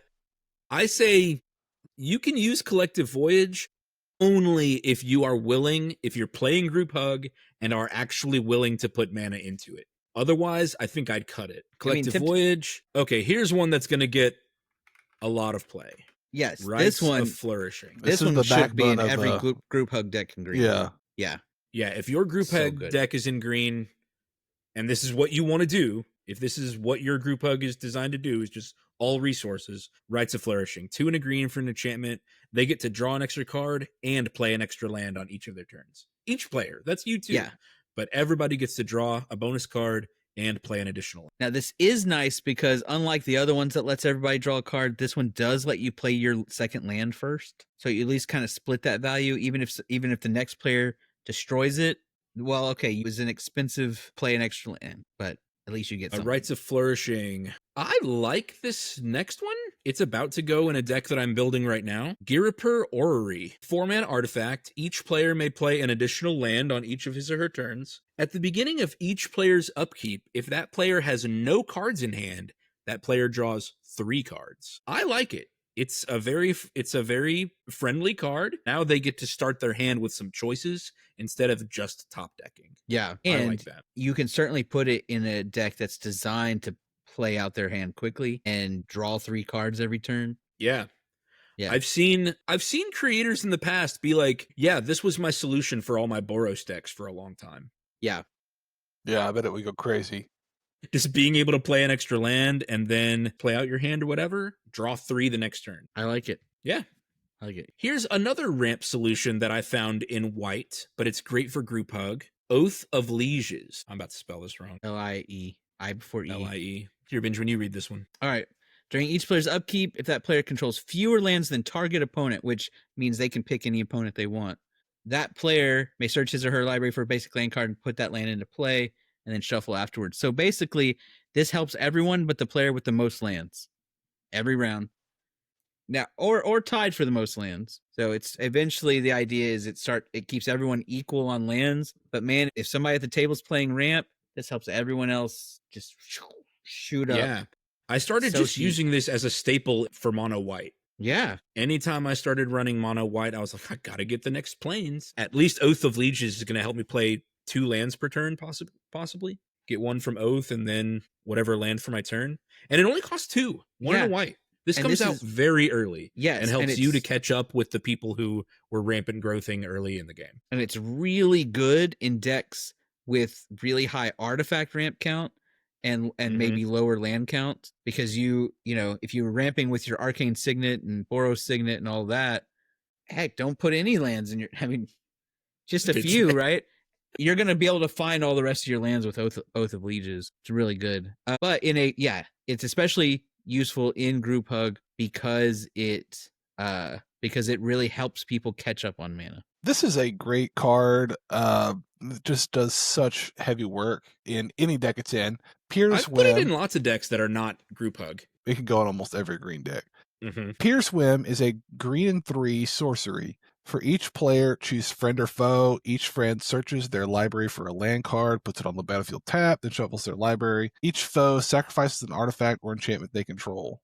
It doesn't have to, you could be the only friend and a table of foes. You can, Yeah. help combat an arch enemy. You can try to win someone's favor. It has a lot of utility, and you can't control whether they sacrifice an artifact or enchantment if it's like a good one or whatever. But if Yeah. they've got like one or two, you're getting something. Yeah, exactly. Yeah, I think it's awesome. And once again, just like Temple Discovery, you get to search for any land. Yeah. Any land. Now it goes on to the battlefield tapped, but still. Great for fetching your Urborg or Cabal Coffers or whatever else. We've got Root Weaver Druid. This is a card I think people sleep on, and maybe I just don't go out in the right circles. But I pulled this in a pack. I was like, "Oh my god, this is so good! Why don't It's people play really this?" cool. I like Yeah, it. it's a green 2 elf druid 2/1. When it enters the battlefield, each opponent may search their library for up to 3 basic land cards. They each put one of those cards on the battlefield tapped under your control, and the rest onto the battlefield tapped under their control. Then each player who searched their library this way shuffles it. So, your opponents go get 3 lands. They give you one of them, and they get to keep 2. So you're up 3 lands and to their 2. Yeah, I like it. I mean, you get 3 lands and your opponents each get 2. It is such a slingshot into mid game if you can get this out on turn 2 or 3. Yes. Yeah. Great for landfall. Yes. Green and 2 for 3 lands onto the battlefield. And if you care about high land counts, this doesn't pull the lands out of your own deck.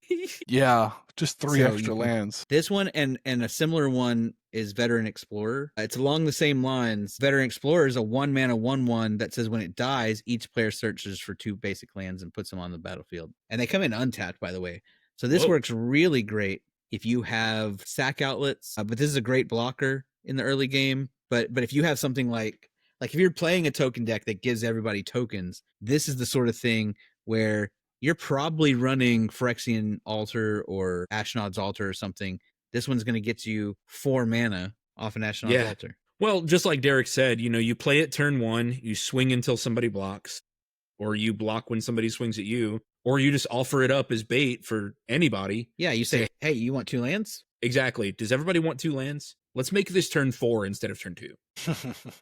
And just have everybody slingshot up into the mid game. I like this card from the Strixhaven Commander decks. Scholarship Sponsor. 3 and a white for a 3/3 human advisor. When Scholarship Sponsor enters the battlefield, each player who controls fewer lands than the player who controls the most lands searches their library for a number of basic lands less than or equal to the difference. So, and then puts them onto the battlefield tapped.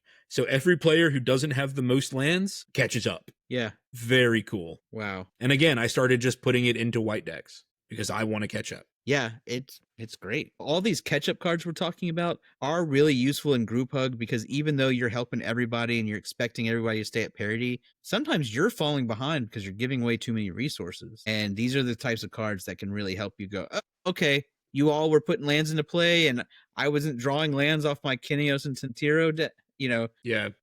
I was drawing the wrong half of my deck. Now there's my lands. Okay. Let's look at Mana Flare and Heartbeat of Spring. So you're giving everybody lands, but you can also give everybody just extra mana. Both of them are 3 mana cards. One's 2 in a red, one's 2 in a green. And they both say whenever a player taps a land for mana, they add 1 mana of any type that land produced to his or her mana pool. This just gives everyone all their lands tapped for 2 instead of 1. They're same card, one's in red, one's in green. Love it. Yeah, real I like simple. it because it's not a tangible benefit. It's a very use it or lose it type of benefit. So, I agree. if they're not planning on using that extra mana, it'll just disappear. And it's like, well, I tried, guys. Yeah, And that's on you. right. And if they kill you, it goes away. If your opponent has any landfall synergies, you're not actually giving them the land to help them get that bonus from it. I like Yep. this idea. Yeah, It's me very too. cool. And then let's just jump to The game changer in the room. the game changer in the room. Yeah. Yeah, Smothering Tithe. This is the backbone of a group hug. Yeah. If you are giving your opponents cards, this is the way for you to get mana from that. That's what makes it a game changer. In Commander, everyone is trying to draw their 100 cards so that they can find the winning card. And with Smothering Tithe, you get to have the mana to cast everything in your hand from it. Look at this secret lair drop Smothering Tithe. $400. What? That's why we proxy, baby. For Mr. Krabs Smothering Tithe. Oh my goodness. Unacceptable. $400. That's what it says. We could have just bought it.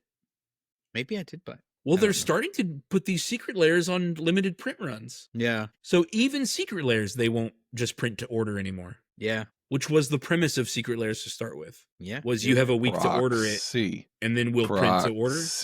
Proxy.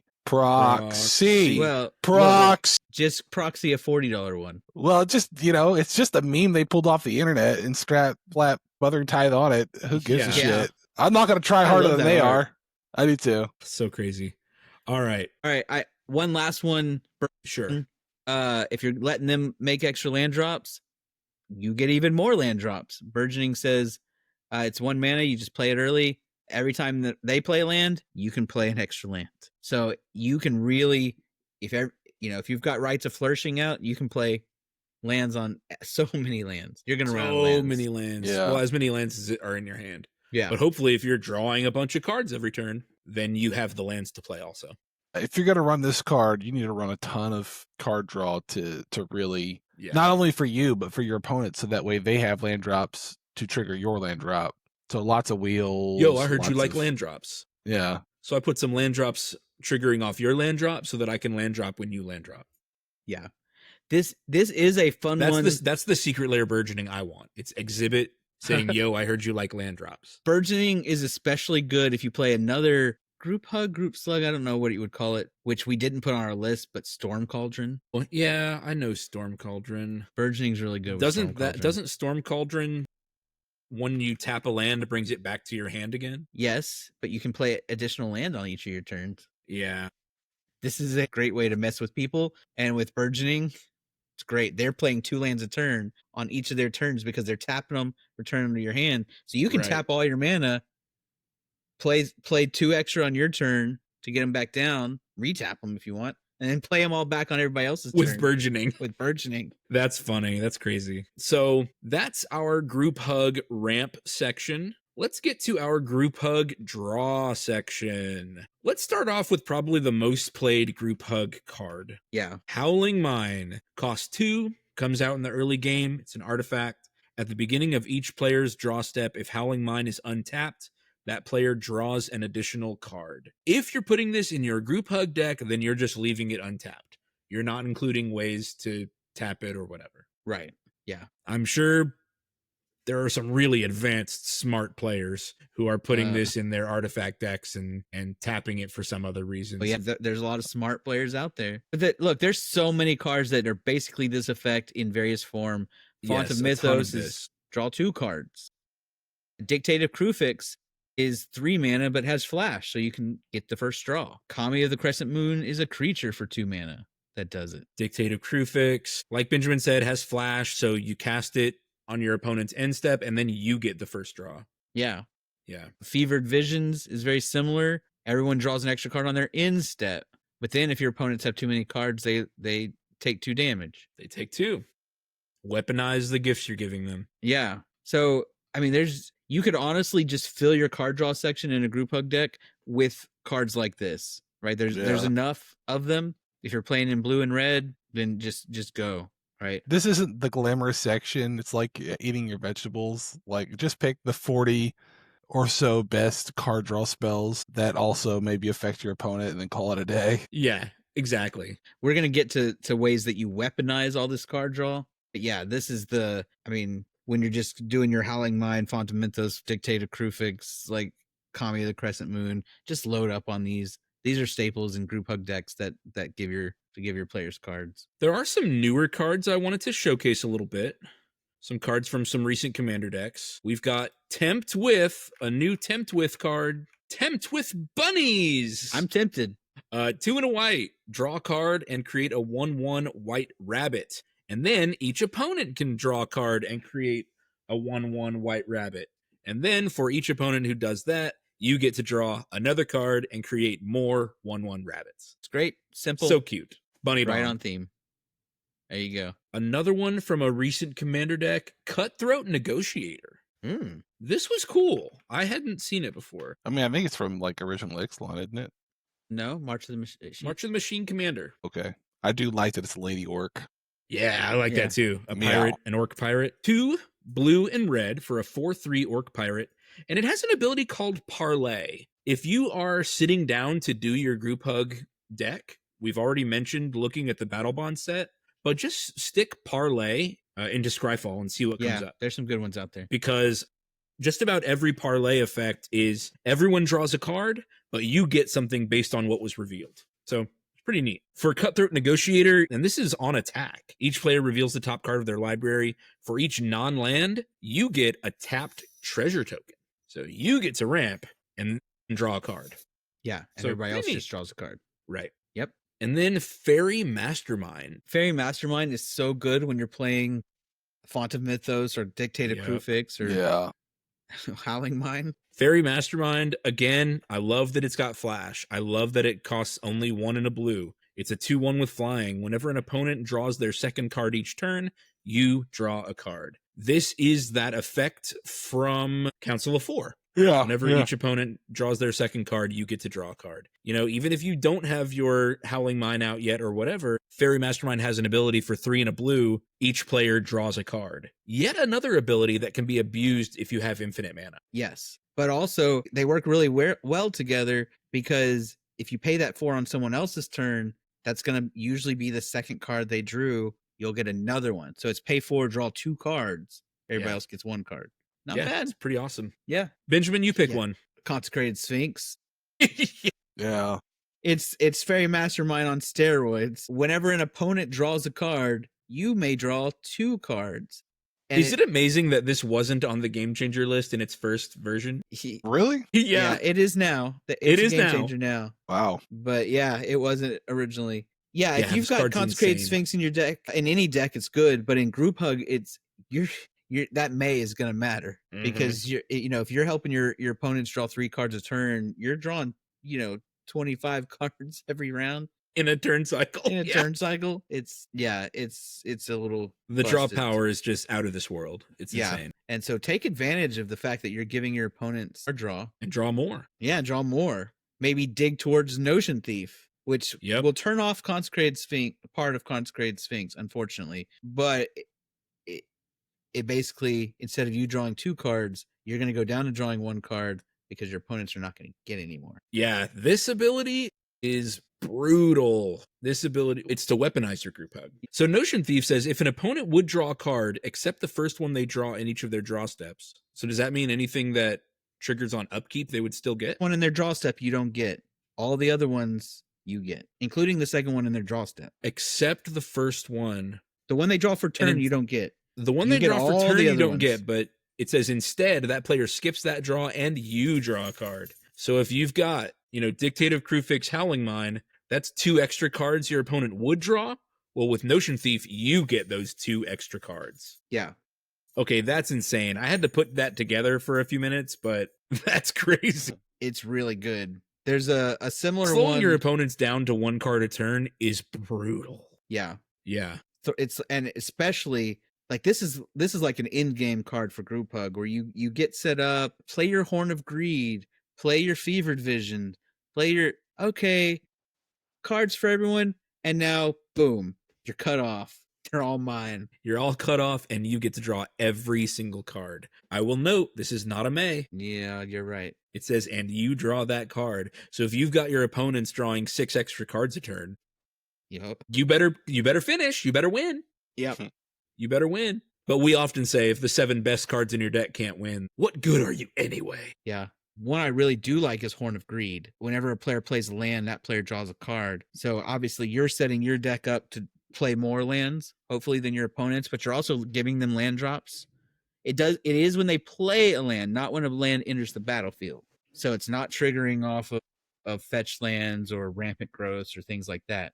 So all of your cards like Rites of Flourishing, Kineos and Tiro, all of those that let people play additional. Oh, I guess Kineos and Tiro doesn't let people play Not additional lands Kineos. either. It's put a land from your hand onto the battlefield. Yeah. Okay. Instead of play a land.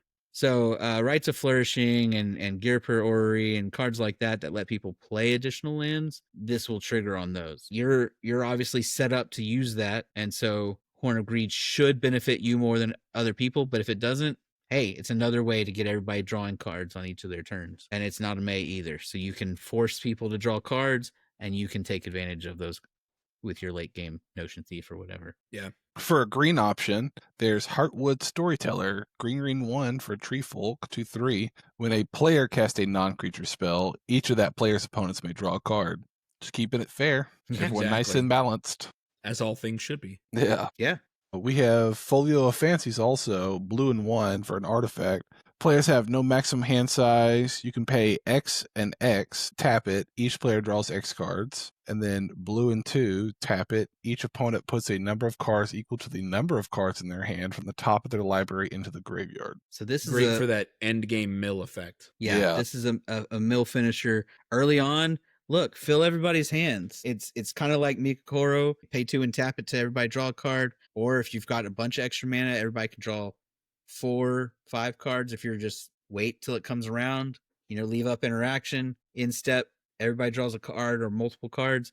But then once you've done that, now you proceed to the end game. They're not having to discard the hand size because this doesn't make them. And yeah, you pay 3 and all right, you all mill 20 and close out the game. Everybody's hands had 10 cards or whatever. Now you all mill 10. It's pretty cool. The last one we've got for card draw. Again, we wanted to give a couple opportunities in black. We know that black is kind of underrepresented in group hug. Keen, what is it? Duelist?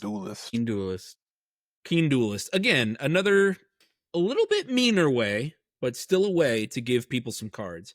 At the beginning of your upkeep, you and target opponent each reveal the top card of your library. You each lose life equal to the mana value of the card revealed by the other player, and you each put the card you revealed into your hand.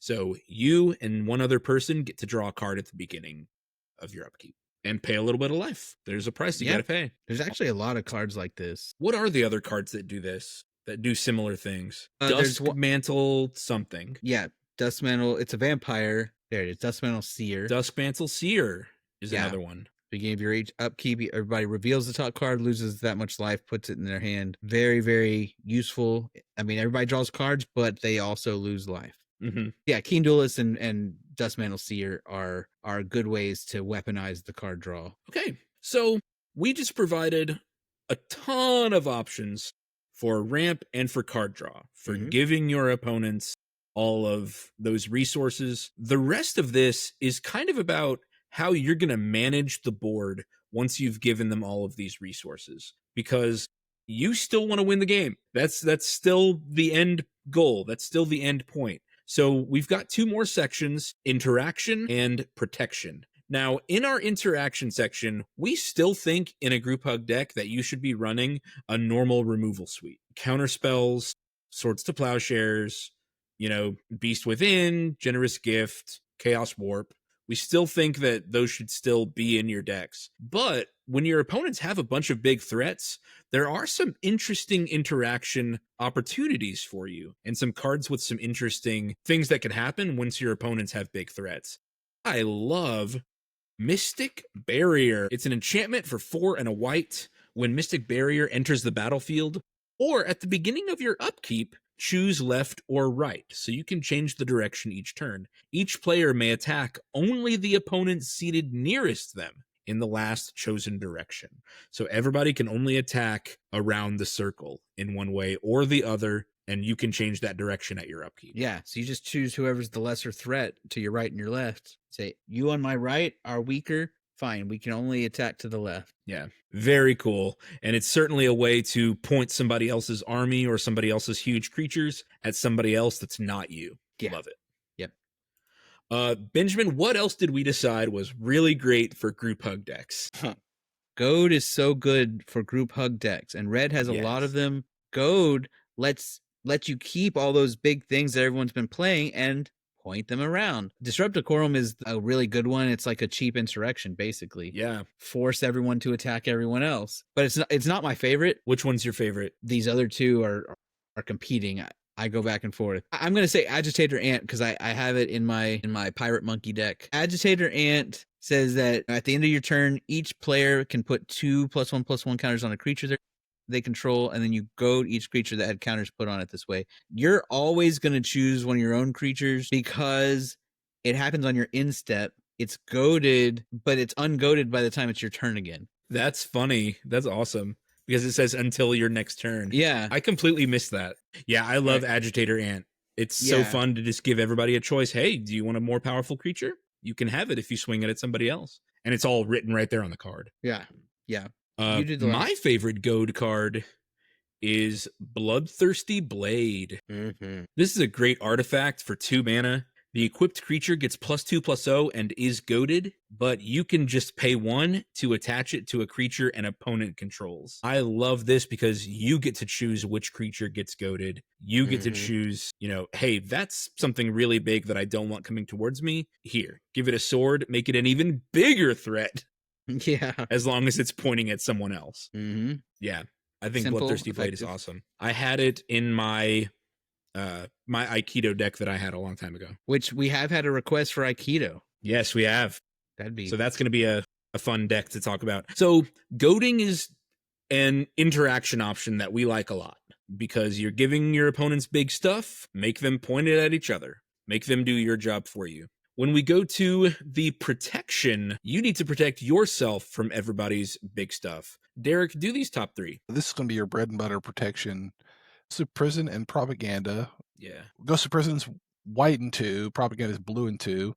Both are enchantments that do the same thing. Creatures can't attack you unless their controller pays 2 for each creature they control that's attacking you. Oftentimes, unless they're doing like a Voltron thing, they really can't get enough damage. They can't pay enough for their creatures to get out and do enough damage. And usually when you're doing group hug, you're also getting life or something like that. Combat and losing life is usually off the table while these are out. And then there's Sphere of Safety, which is white and 4 for an enchantment. Creatures can't attack you or planeswalkers you control unless their controller pays X for each of those creatures, where X is the number of enchantments you control. So if you're running that, you're definitely running more than just one enchantment, having several of them. And oftentimes you can get that where it's just prohibitively, do I want to spend my entire turn paying for one creature to attack? I don't think so. Yeah. I love sticking Sphere of Safety in my enchantment Voltron decks. Mm-hmm. Yeah. Because if I've only got one blocker out, then make it so my opponents have to pay 6 or 7 mana to attack with a single creature. Yeah. And I've just seen it over and over in our 10 years of playing. People would rather build their own board and say, I'll attack later. Yeah. I'll attack once I find removal for it, rather than I'll pay to attack through it. That's my experience. Listeners, you can correct me if you know people who will happily pay the cost to attack through Ghostly Prison or whatever. But in my experience, people just prefer to build their own board and wait until they draw removal. Mm-hmm. And that's what you want is time to hold them back. Benjamin, do these last 2 for protection. All right. So it's really great to have fogs, and I would definitely run some of the basic fogs, but really Ink Shield and Arachnogenesis. Ink Shield says prevent all combat damage that would be dealt to you this turn. For each 1 damage prevented this way, create a 2/1 white and black Inkling creature token with flying. This card is amazing. Somebody swings out with all the tokens you've been making. It comes down to the end game. You're like, not only do you not hit me for 25 damage, but I now put 50 power on the board. 50 flying power on the board. To come back at you and finish the game. This is such a strong finisher. When you've been stalling and now it's just you and one other person, Ink Shield helps you do the job because they're going to swing out at you thinking they got it. And then you just return the favor. Arachnogenesis is very similar. Prevent all combat damage that would be dealt this turn by non-spider creatures, which is most creatures. And then you create a 1/2 green spider creature token with reach for each creature attacking you. So not quite as good as Ink Shield, but it is only 1 color and only 3 mana. Yeah. So it's still build your board while protecting you from swarms. You can kill some of the things attacking you. Everything that's not a spider is doing nothing. Your spiders still deal damage. You pile them up on a big creature, pick off a bunch of 1/1s or something. It's great. We have a few recursion options that are great for group hug, and especially great for mill group hug. If you've taken the group hug path where you want to mill your opponents down and see their whole deck, make their deck disappear, well, if all their stuff's going to the graveyard, that's fair game. You can start using it. You can start taking it. So, Benjamin, talk about this one, the Elixir. Yeah. So there are group hug decks with no win condition. They're the ones that Derek hates. It's just everyone draws cards, everyone ramps, you pillow fort up. You have no way to win the game through damage or whatever. You're just going to stall until everyone draws their whole deck. And Elixir of Immortality helps you get there. You're probably only going to play a deck like that a few times. People aren't going to want to. Most people don't like no win condition decks. Yeah. But they are a thing, and that's probably one of the most effective ways to win with group hug. Is just don't waste slots on aggro. Just stick an Elixir of Immortality in there as everyone's drawing 5 cards a turn. By turn 20, everybody's going to be dead. But you're not, because you have an Elixir of Immortality to shuffle your graveyard back into your library and start over. And you're going to redraw the Elixir of Immortality to do it again, because it shuffles back into your library also. So you just keep cycling that, give you a nice little buffer of 5 life.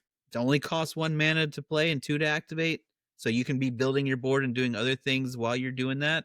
But eventually it's going to kill your opponents are going to lose to your card draw, and you're safe. If you have no max hand size, then your graveyard might not get as full as you. Yeah, I wouldn't do a no max. I would never put Elixir of Immortality in a deck that's playing a lot of no max hand size. Right. You pick one or the other. In terms of the reanimation effects, here's another Tempt card. The Tempt cards are really good for group hug. They knew what they were doing. Tempt with Immortality. You get to return a creature card from your graveyard to the battlefield, and then, just like Tempt with Discovery, Tempt with Bunnies, your opponents get to choose to do that effect also. For each opponent who does it, you get to do another one. You get to grab another creature and put it one of the better ones, because you could reanimate 4 creatures. Like, yeah, if you have your combo, if you have a creature based combo, this could reanimate the combo. So you might just get free reanimation if people are if they're not paying attention, you win the game. Mm-hmm. If they are paying attention, no one takes the offer, and you get a creature. And you got a creature. Fine. Yeah. Wouldn't it feel good to sneak out an infinite that way? And then there's some classics like Living Death and Living End. Yeah. Basically do the same thing. One has no mana cost and has to spend, but this is Living Death. Just let everyone reanimate everything. Clear the board. I think there's a demon creature that also does it now too, from Caverns of Ixalan. Living Death, everyone gets to reanimate all their stuff. The hope is that you prepared for it. You have to be playing a special kind of group hug to play a card like this. Certainly not the mill group hug, but this is an example of everyone gets all their creatures back. Hey, if you're pillow forting it up and you're playing in black, there are some good black pillow fort cards, and Living Death goes right in there, because now everyone's got a big board and they're going to swing at each other. I like this art better. Yeah, the zombies are pushing him back into the grave. Yeah. And then here's kind of an interesting one. I think, Benjamin, you put this one on the list. Yeah. So this is a way to pick off players when you're playing the mill strategy or everyone draws a bunch of cards. It's similar to Elixir of Immortality, but rather than stalling until everyone draws out, once your graveyard gets big enough, 40 cards, 50 cards, you play Psychic Spiral and you stay in the game because all your stuff goes back into your library. Somebody else mills out the rest of their deck. Yeah. Target opponent mills that many cards. And it is instant speed. So you just wait till the right time. Maybe someone double crosses you and swings against your politics. You're like, and you're dead. You shouldn't have done it. No.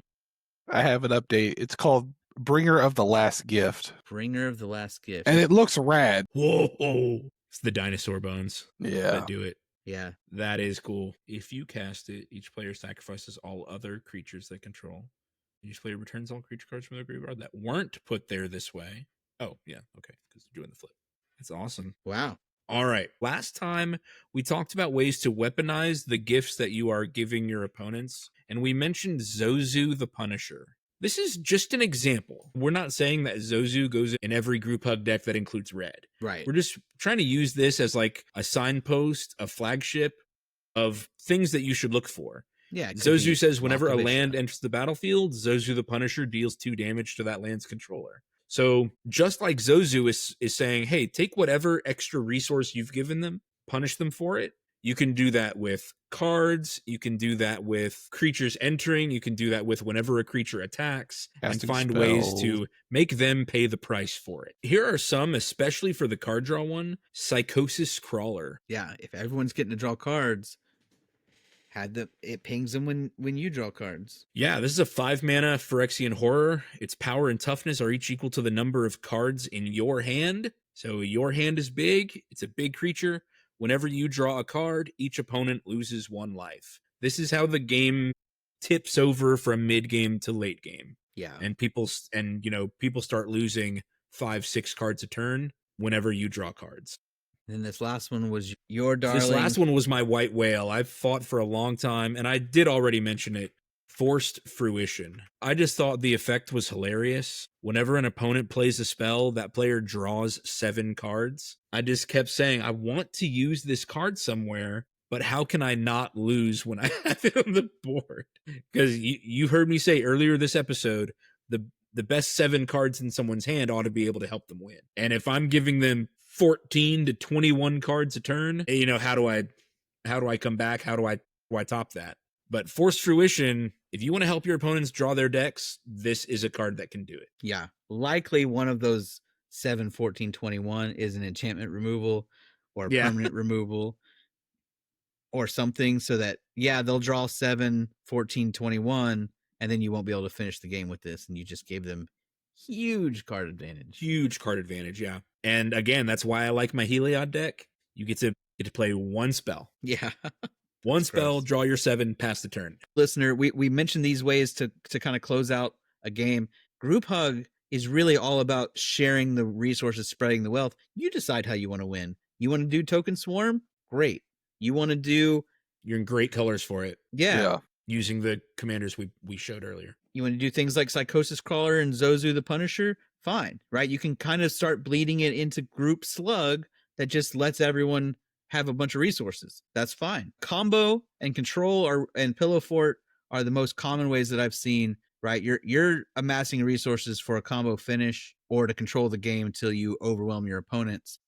And those are the most common ways I see to finish a Group Hug deck. Or, like I mentioned, the no-win Group Hug that everyone plays the game until no one's got any cards left. I've seen that too. You can figure out how you want to win. There's not, other than how do I share cards, how do I share tokens, how do I share mana, which is what we've gone through. You pick the last 20 cards in your deck. It's up to you. Yeah. Yeah. I agree. Eric, do you have any final words? Any last bit of derision you want to share for the Group Hug archetype? Yeah, just remember that if any of this sounded interesting, you can do a better deck and a better job of it by just playing that archetype instead of by not playing it. these cards. Yeah. If you don't play Group Hug and just play the other stuff, you'll have a better deck. So, I don't know. You tell me. The list that we just came up with, we could also put as, the title, cards that give your opponents the advantage. Cards to help you lose. Cards to help you lose. Yeah, you Maybe play that's Group the Hug for the fun and the challenge and the politics. Precisely. Not because they're S tier lists. Exactly. That's exactly right.